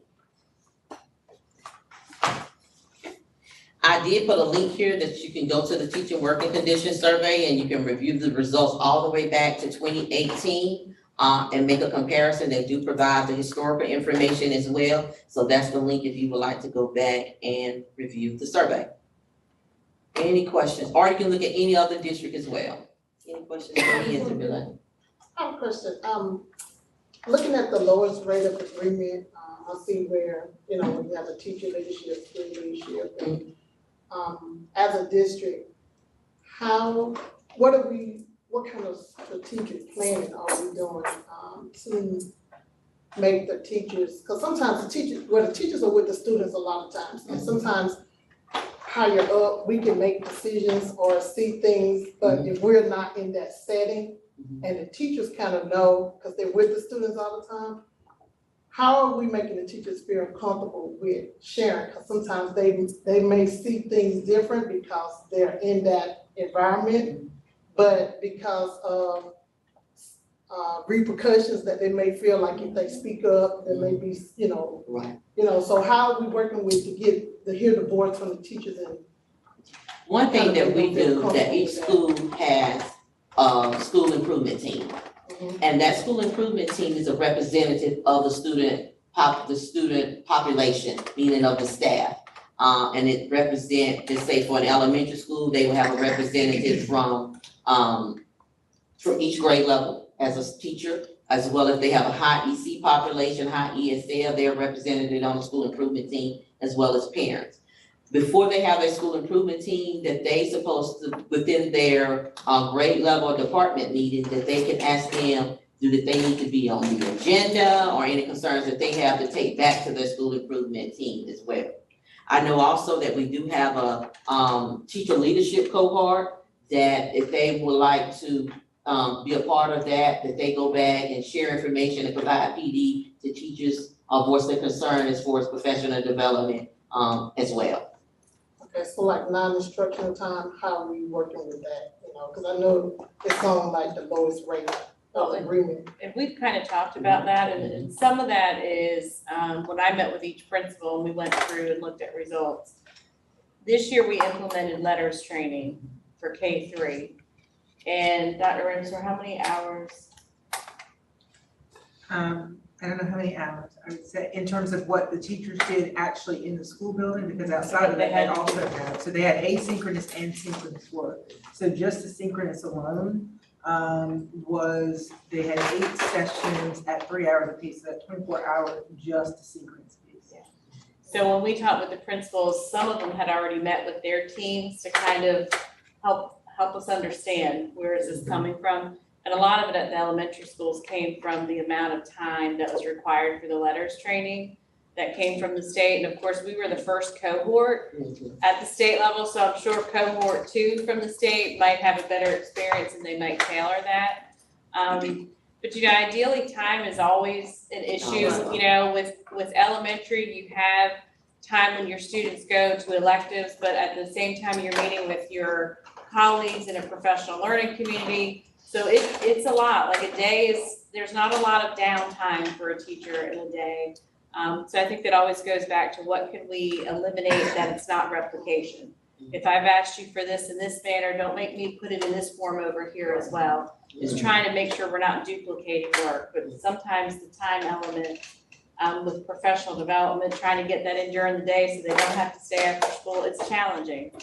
Yeah. Another thing we have to remember from last year too, we were in a pandemic. And with that pandemic, we were not having people coming into the building. So teachers were, you know, staff, including, you know, everyone was a little overworked because you have to cover for your colleague. Yes. So when you're having to cover from your colleague, that makes a long day that you're not going without a planning period, or you with students all day because you don't have that time to really plan and you have to go home and plan. So it was stressful. And you have to remember, even though this is a 2-year survey, teachers look at it, how I'm feeling today. Right. You know, that's how when they look at this survey, how I feel this particular day. I just wanna see those numbers, those percentages go up. Yeah. With the teachers' leadership piece, I know you said that we're working on something. It doesn't just have to be you, it can be anybody to answer. What are we doing to work on teachers having an appropriate level of influence on making decisions? Again, I'm gonna go back to the school improvement. I cannot stress the importance of the school improvement team because it is a governing body for a school.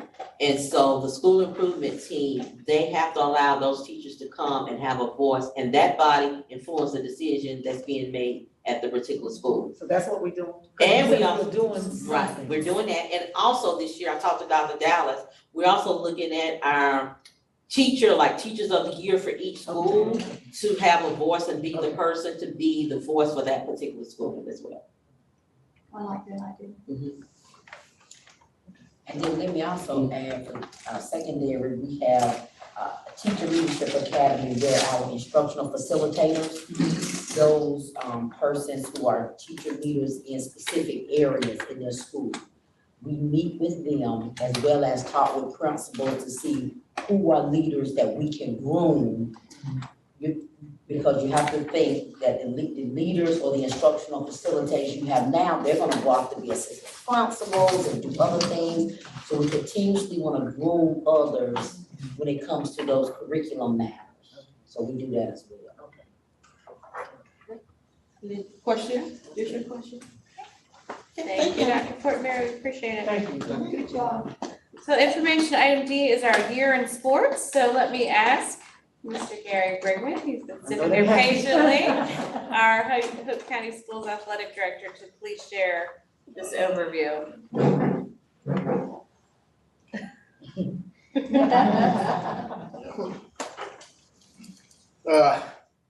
Thank you very much for having me again this year. It's always an honor to come and brag about athletics, and I'm pretty sure there's not any athletic directors in the state of North Carolina this opportunity to do this. We have some highlights this year, and we're going to start out. And some of the highlights that, and I'd like to bring this straight to you from Commissioner Q. Tucker, Dr. Dallas, I was in a meeting last week, and she wants to thank Polk County Schools for supporting the North Carolina High School Athletic Association in the attempt to take over the High School Athletic Association by General Assembly, by the House Bill 91. And Dr. Dallas and I, we really did some work on this and made sure that they knew that we were supporting them. And right now, the High School Athletic Association is an agency now that's governed by the General Assembly, and that every 4 years, they can redo it and hire somebody else to come in and run the High School Athletic Association. Things have changed a lot. Q Tucker, it's a very stressful year for her, and she did an outstanding job in keeping the agency together. NIL, I don't know if you know what that is? Name, image, and likeness. Yes. And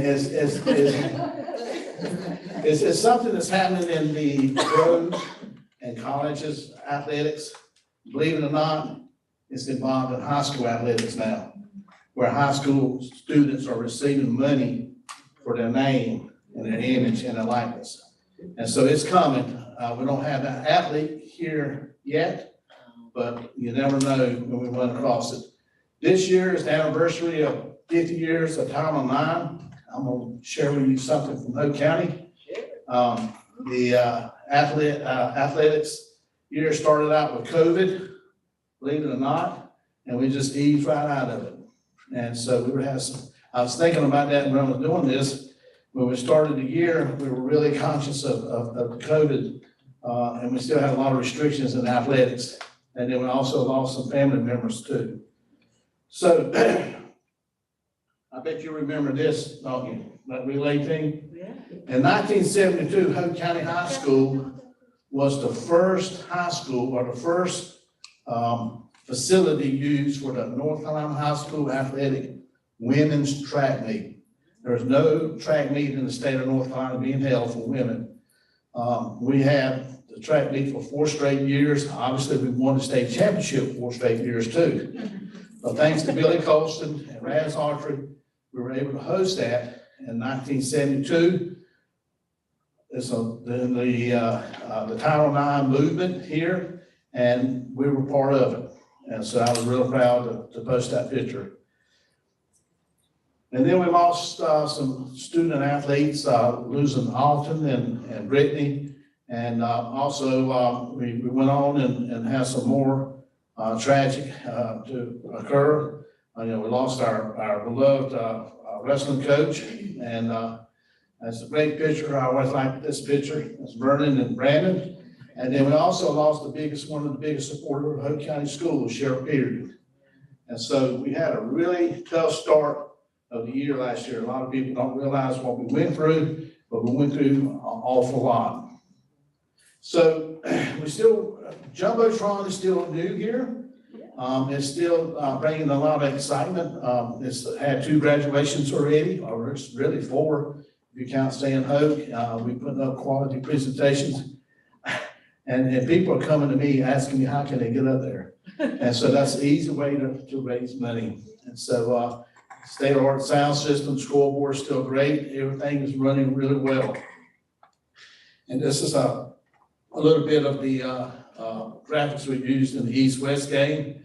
We always fire it up for any time that we have an event out there so the community can see exactly what we have.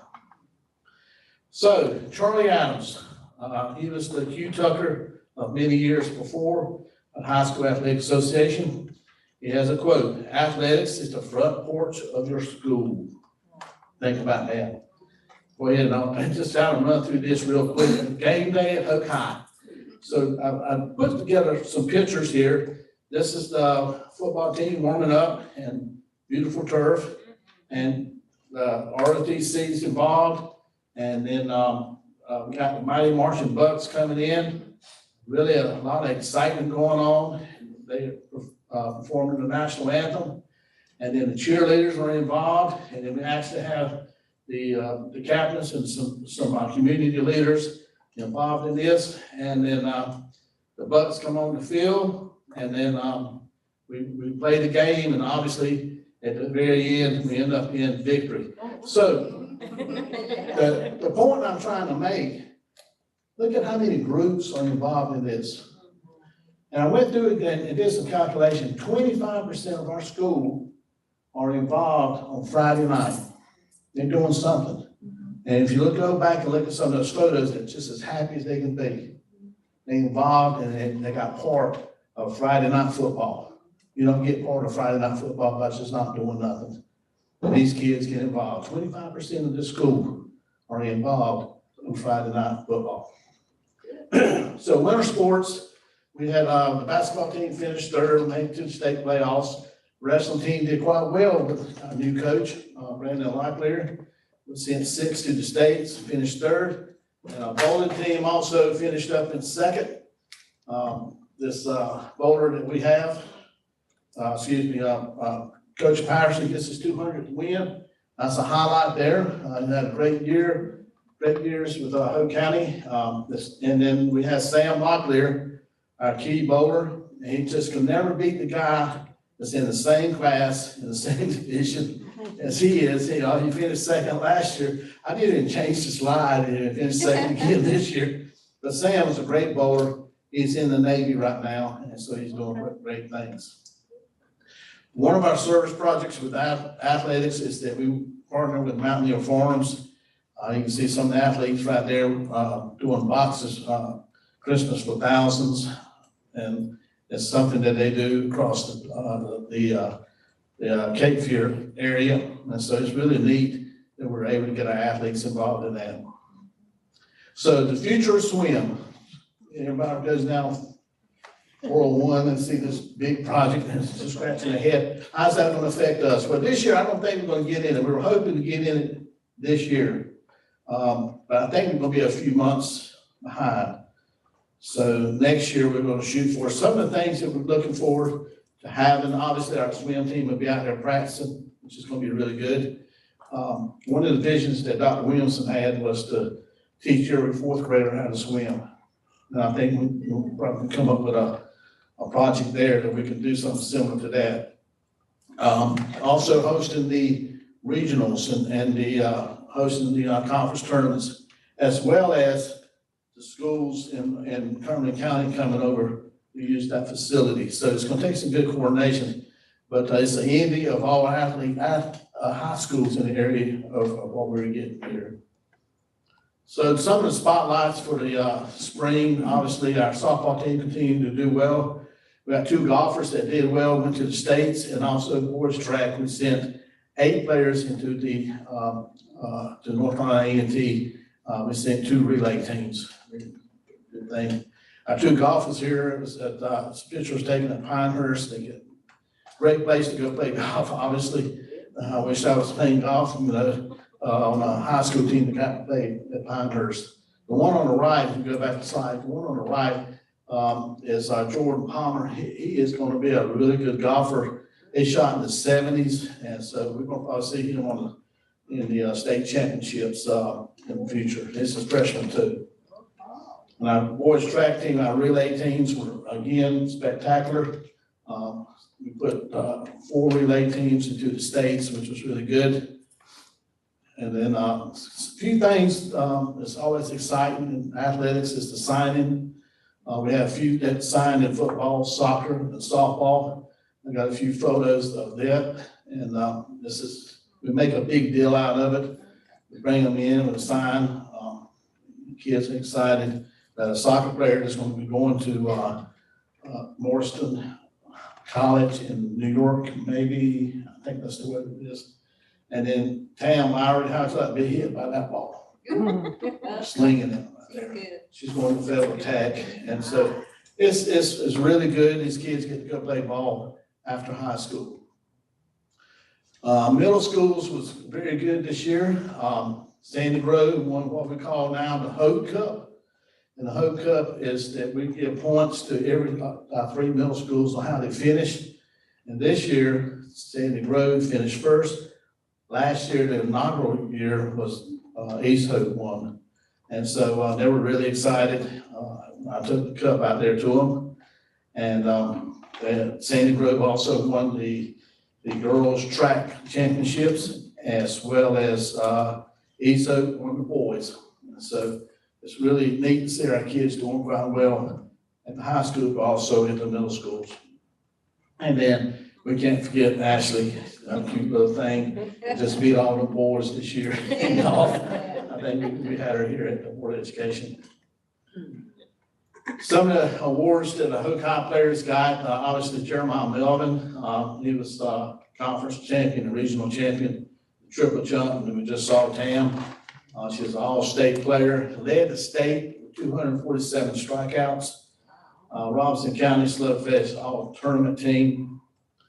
There's a picture of us giving her the Kim Ray Female Athlete of the Year Award. And then Jeremiah got the Male Athlete of the Year Award.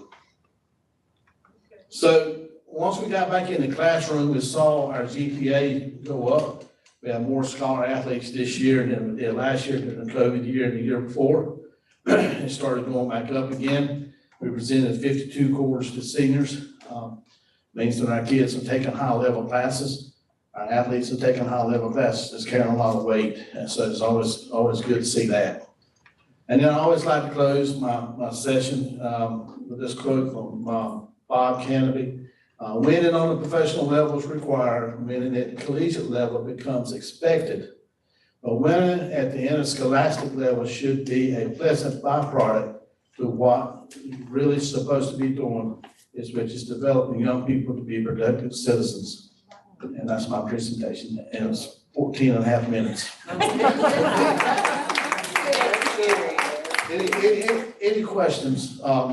This House bill thing that I started out with is really serious because it was a takeover. It's a kind of a backstab and takeover by our General Assembly. And it started with some folks, some legislators from Anson County. And so it was really scary. One day, actually, I was listening to Q Tucker at in a conference. She mentioned nothing about it. And the next day, she was getting news reports that House Bill 91 was introduced and it was a takeover. And so it was really serious stuff. And so I'm hoping that things will be a lot better. And but she wanted to express thanks to all the school districts in the state of North Carolina for their support. And Hood County did give her all our support. Thank you, Garrett. We appreciate you because we know you were almost at every one of those. Say that again? I said, we appreciate you because we know you were almost at every one of those events. That was probably up there on the screen. Yeah, He's absolutely. out of the field almost every night, Yeah. so we appreciate you. Thank you, Garrett. So our information item E is our summer camp results. You know that we had several summer camp programs going on. We still have Rising Stars going on, but we did complete our elementary, our STEM, our secondary. So at this time, let me please ask Ms. Amber Hutchins, Dr. Ramsor, and Dr. Register to speak briefly to their respective camps and outcomes. So which one do you want to start with? We'll start with elementary. Okay. Good evening. Good evening. We're just gonna do a quick overview of the elementary summer camp. We held our elementary summer camp this year at Sandy Grove Elementary School. We actually had 3 different camps going on at the same time. And so for the first, we had an RTA camp, which was our first grade through 3rd grade students. So they were there for Reach to Achieve. And that's part of that legislation that says that we have to offer that. We actually have to offer it for 3rd grade, but we elected to offer it for 1st and 2nd grade as well. And then we also had at the same time a math camp, which was for our 4th grade students. And then we also had our STEM camp, which was for 4th and 5th grade. So the RTA camp and the math camp were by invitation. And then the STEM camp was if parents were interested in your children going. So that was elective, totally elective. Just a quick some attendance numbers that we had for RTA camp, and I can't see that. So Yeah, I can't make, it's not, can you do? it's not. Okay, that's all right. So we had almost 300 students in our RTA camp. We had about 40 students, a little over 40 students with our math camp. And I want to say that's probably around 62 for our STEM camp. And so we invited more students than actually came consistently. That's probably our consistent number of students that came. We certainly would have liked to have more, but we did have those students consistently come for the entire camp duration. So the camp duration was 13 days, and we did that Monday through Friday. For our math proficiency, although we only had the 40 students, and so our students at the beginning of camp had taken the end of grade for math, and many of them were there because they did not show proficiency on that. But what we saw is that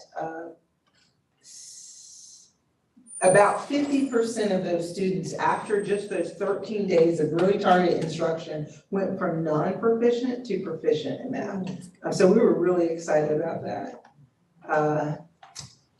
We also had a number of teachers, by and large, we had about almost 40 teachers just for RTA, about 8 teachers for our math camp. So our numbers were really small, and I think about 6 for our STEM camp, and Amber will talk about that in just a moment. So our student to teacher ratio was really only about 7 students to 1 teacher. So when you think about that, they really had some nice small groups.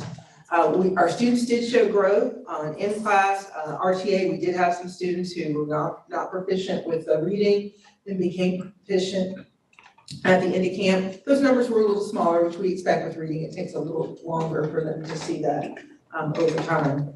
We saw a great deal of increase in our growth for in-class. About 75% of our students showed growth from the end of the year before they went to summer camp and at the end of summer camp. I think one of the biggest successes, and we talked to teachers and our students, and why our camp was so successful for those students and teachers that were there, was because we actually provided resources for those teachers. So they actually had a slide deck for every single day. We recognized that those teachers were working all the way up to the last day of school. And so we provided resources for them so that when they got in their classroom, they had their slides, they had their materials, they even had their anchor charts that we provided for them.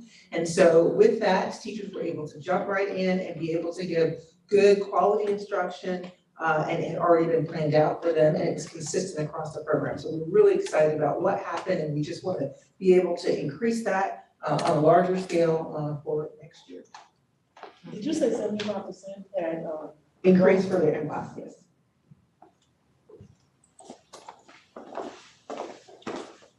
I just want to give you a quick overview when it came to secondary. In secondary, we actually had 3 programs that was going on in one. So the first was our Summer Bridge Academy. And then within that academy, we had the CT Career Accelerated Program, as well as the STEM program. So this is just the program outcomes, and overall, we had great attendance that a lot of our students, once they started, they stayed the whole time. Also, when it comes to graduation, we had a great impact to increase our graduation. I think some of you were there when we had the summer graduation. Part of that is a result of this summer school, which I think is just a great way to capture those kids, to push them over. Also, credit recovery. Now, every child necessarily is not there for credit recovery, but the majority of them are. We do have it also for the extended learning piece as well. Like I said, here we did have STEM, we did retesting during our program.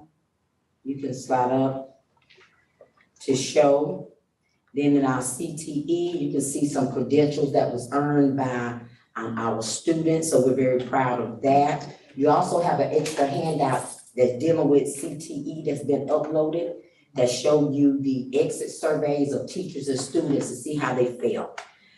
With that program, of course, it was more hands-on. You can see they did things in barbering, animal science, culinary arts, and they enjoyed it, and field trips. So we just have to make sure that we continue that momentum throughout the school year, offering more field trips to students and letting them explore more in their classrooms with hands-on activities. So you can see those, so we're very proud of that. We do want to increase that enrollment of more kids participating, but when you have several competing programs going on at the same time, we said we look at that and discuss that next year we'll make sure we have some things at different times. So more kids can really participate. And then STEM, we just want to highlight some things. I know that she will come to talk more about the STEM program, but these are just some secondary outcomes. Thank you.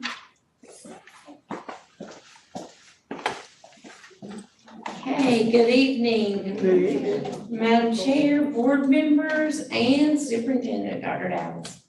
So I love pictures, and I am elementary at heart, so y'all know that I had to go STEMing it a little bit. So this summer, we ran the STEM camp from 4th grade to 12th grade. And the way we did that, we started out, I'm just going to talk about elementary first. So of course that ran during the times that we had RTA camp. So it was June 8th through the 24th. We had 13 days. And we had Angel Baker there as the administrator on site. And we had 8 classroom teachers just in the STEM classrooms. And we used engineering as elementary, plus some robotics and some quick challenges. So I put over on the side the engineering as elementary kits. Those are created by the Museum of Boston, the Science Museum of Boston, and they are to try to put that in one little nugget, like a problem-based learning STEM. So it's not just a quick challenge where you got a bunch of marshmallows, you're gonna just come on together. No, it is building those students' capacity and background knowledge so that they get to the end and they put together a project. So as you can see, we did no bones about it. They had to engineer knee braces. And catching the wind, they engineered windmills, a sleep solution, engineering an oil spill cleanup. A lot of times we think that engineering is only building something, but engineering also just works with designing a process. So a process of cleaning up, a process for water purification, a process for dealing with a pandemic. And then water everywhere, engineering water filters. We use the Lego Spike Prime, we use Rover, we use drones and Sphero Minis. So we had 150 applications that came in from parents. 100 students were accepted. And as you see, we had 62 average. Now that doesn't mean some of those were here and then they went left for different reasons. And so that was average, what our average attendance was. But it was current 4th grade and 5th graders at elementary. So I love pictures.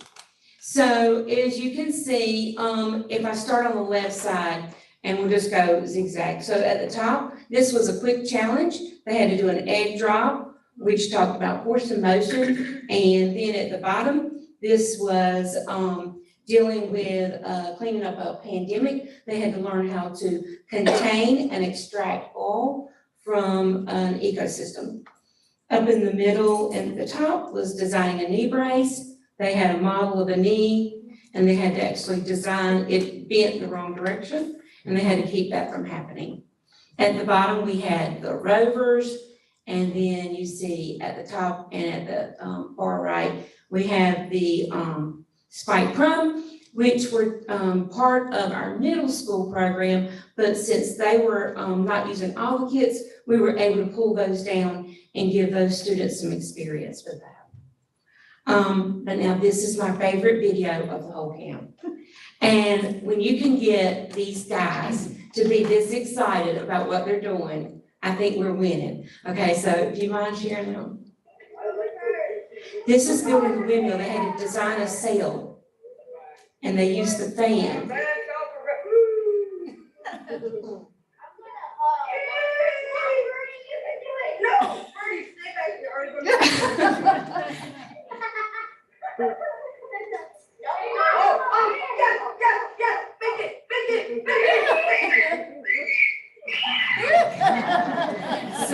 Okay, so they had to take that and gather the data that they, learned from this activity and decide what was the best shape, for their sail for a windmill. So it wasn't just like a quick challenge, they had to gather data and make a plan and use all that. Okay, so next, whoops, sorry. Sorry, Mary. There we go, okay. Okay, so our secondary camps, now this was for middle and high school.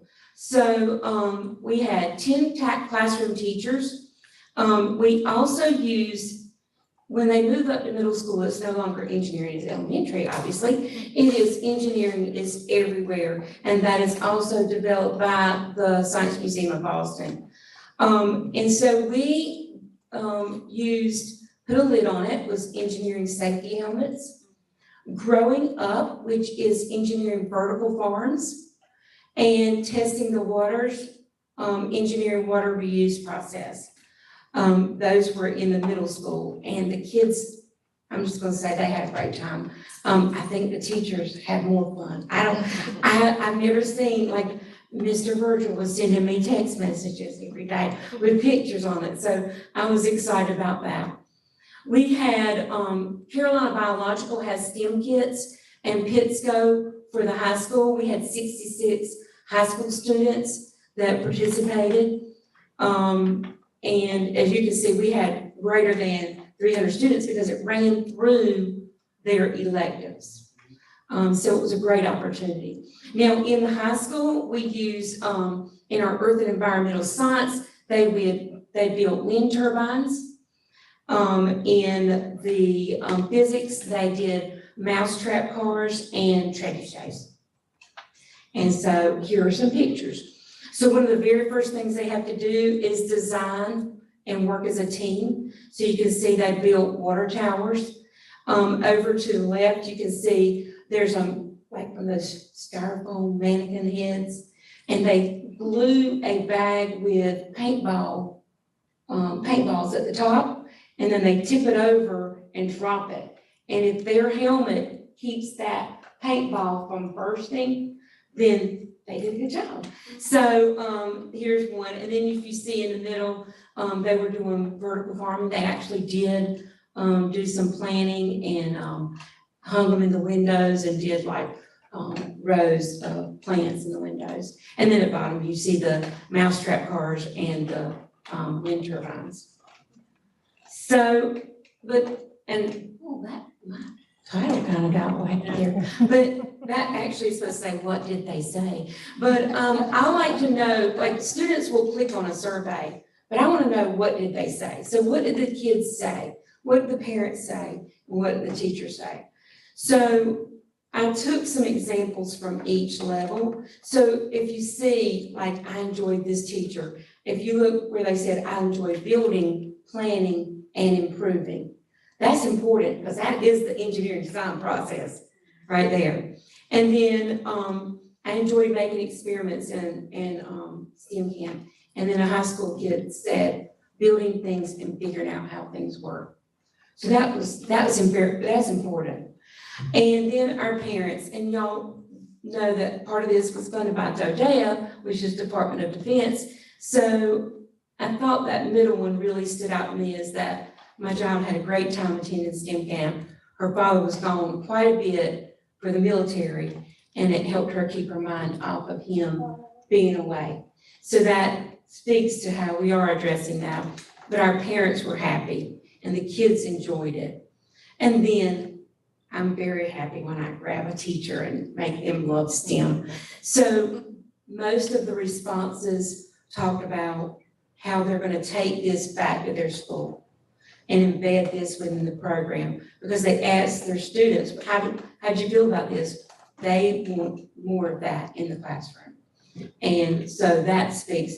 And when I have a middle school teacher that says the class wasn't long enough, yes, so that's great. So just like for you to know what the kids were saying, what the parents were saying, what the teachers were saying.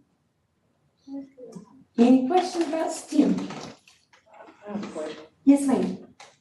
So you said that it was 150 apps, and then you accepted 100 apps.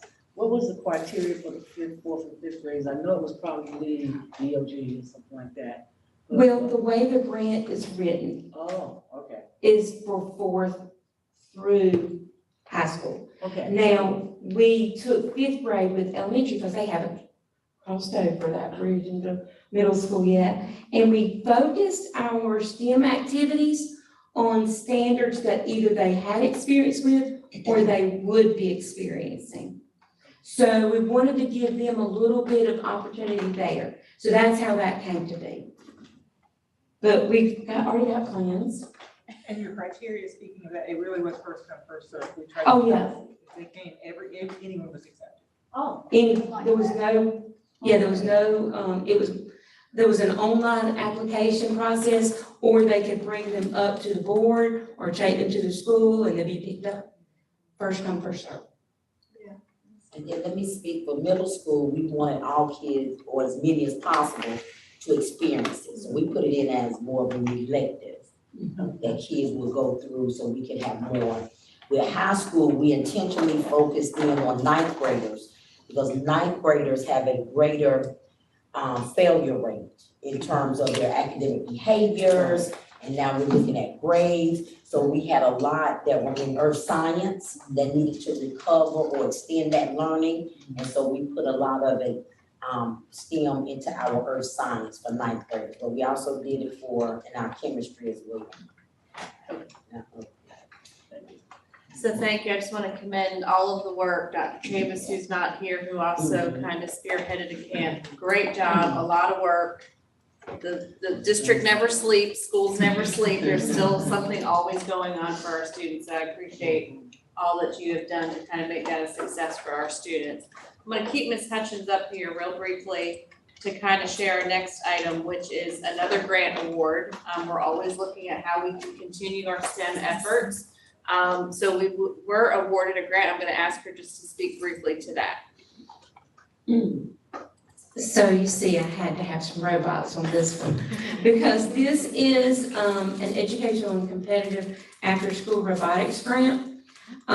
So this was ESSER 3 money, but the purpose was to increase the number of students that are proficient in science and math in the end. That's what our goal is. And to support efforts to increase students interested in STEM careers and to make them comfortable with those STEM skills. So that was what they pushed out to us. So then the grant recipients, let me just tell you, 19 out of 65 applications were awarded. They ranged from, that didn't get switched.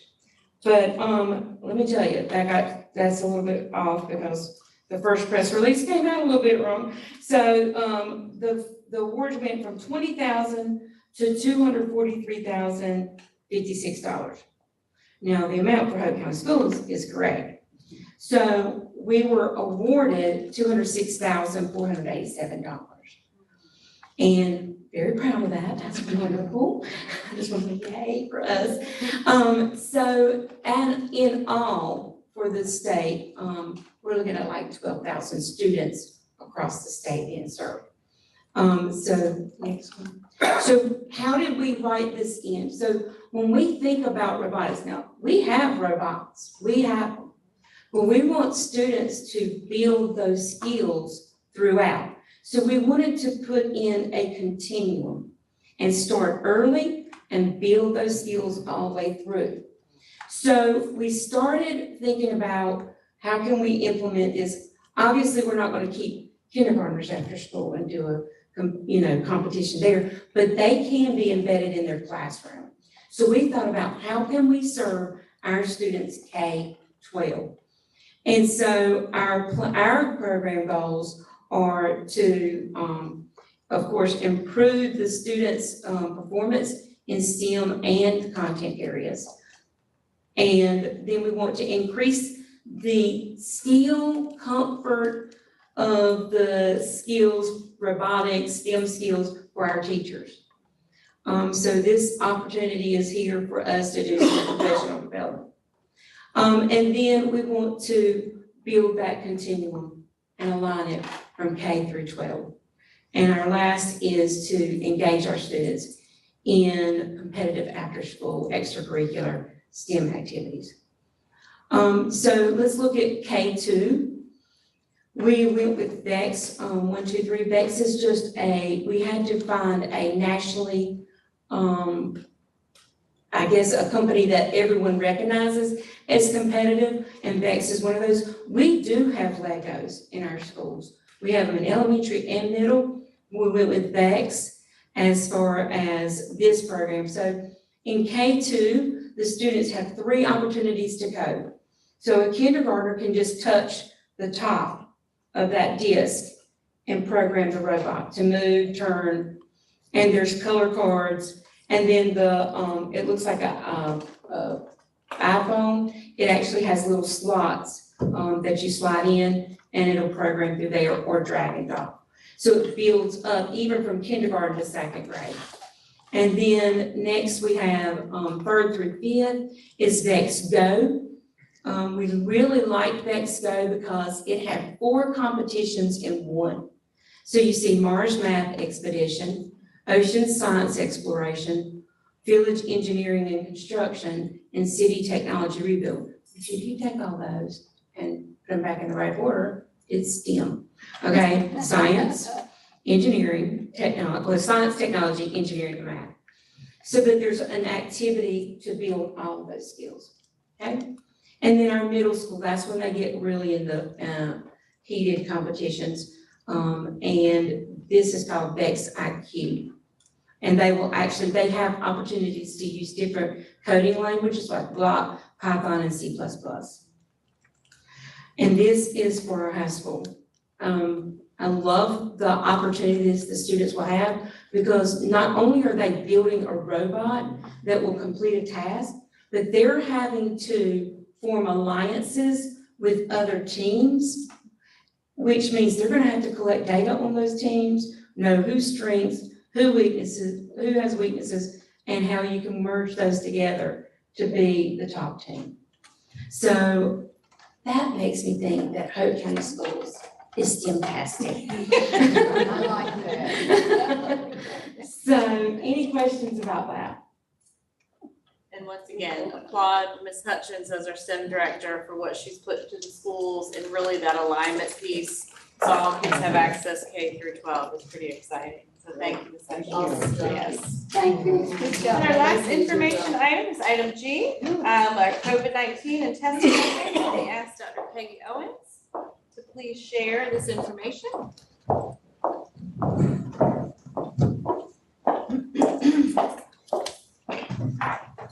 Madam Chair, Madam Superintendent, and members of the board, good evening. Good evening.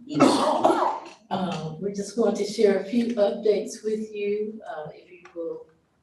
So first I want to start with our dashboard, and just as a reminder to let you know that we are still tracking our data, and we will continue to do that.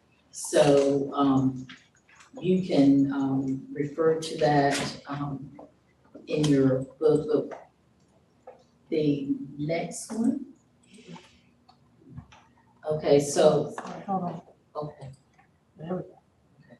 So our state dashboard, if you just click that, we're not gonna go into, I just want to remind you. Okay, so these are the different metrics that the state is looking at, those components, just to remind you in terms of our vaccination rate, the respiratory virus surveillance cases and death, hospitalizations, outreach, so forth and so on.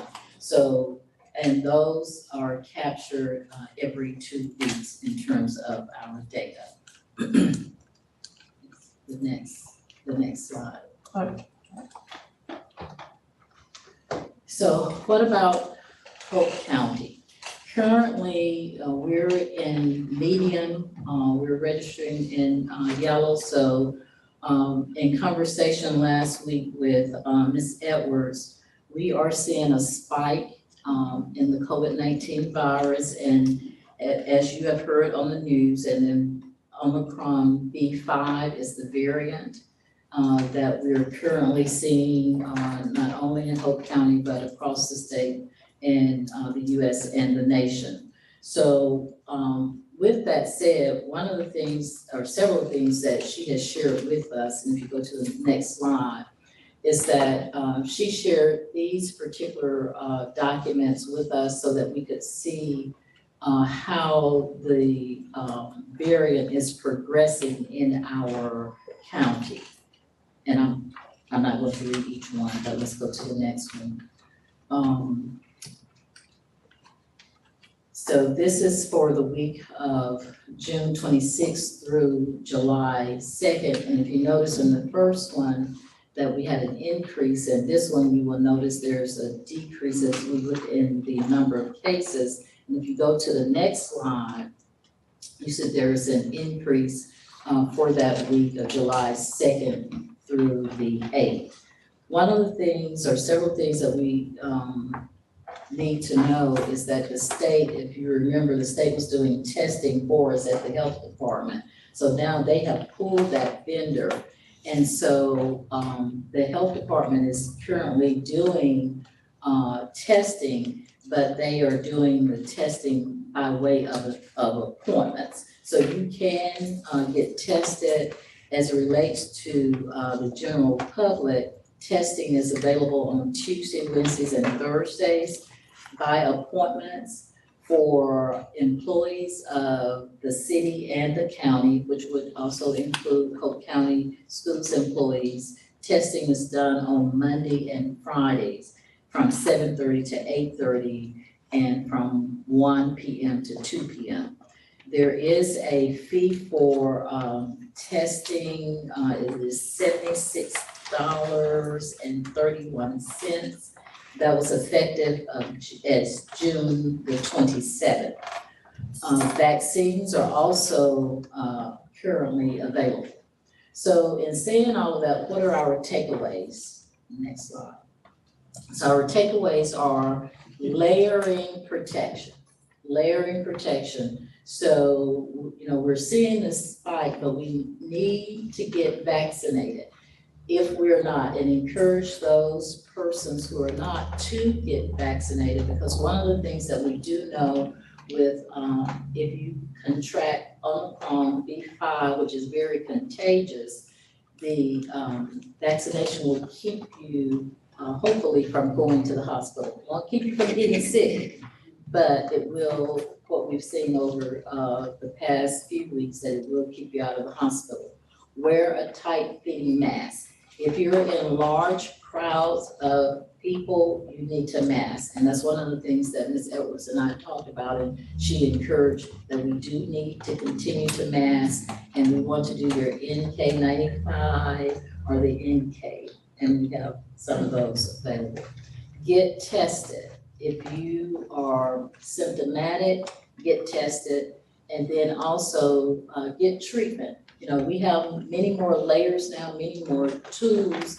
So, you know, there is a treatment that's available. You need to see your medical physician or your healthcare provider to see if you qualify for it. So those are the key takeaways in terms of where we are currently with COVID. Just a reminder, we do have a K-12 testing program, and we will be promoting and marketing it in our new school year to encourage our staff and our students to take advantage of that, students by way of their parents. Any questions? Yes. Did you say you have the mask available, or can you tell us where we can get them? Because they're We not as readily out as they were. We can provide you with some. We'll get them to March. Okay. And she'll get them to you. Dr. Owens, Yes. I have a question. The home test that you get now, you can still test there.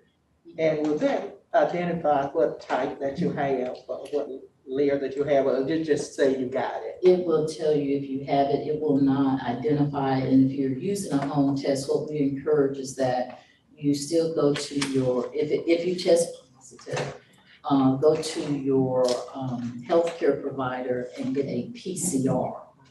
And, they can drill down to be able to tell, but what we're seeing, as I said, is the Omicron B5. Most people with that, what they are experiencing, it usually comes on them very suddenly. They're also experiencing very sore throat with that particular variant and a cough. Yes. Any other questions? Thank Any other questions?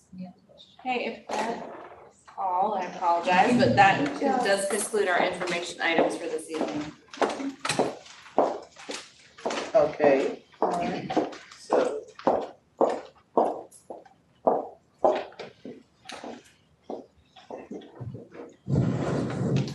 We ready now for closed session? Okay. All right, that concludes our information items that we had. So next on the agenda, we have closed session. Maybe get.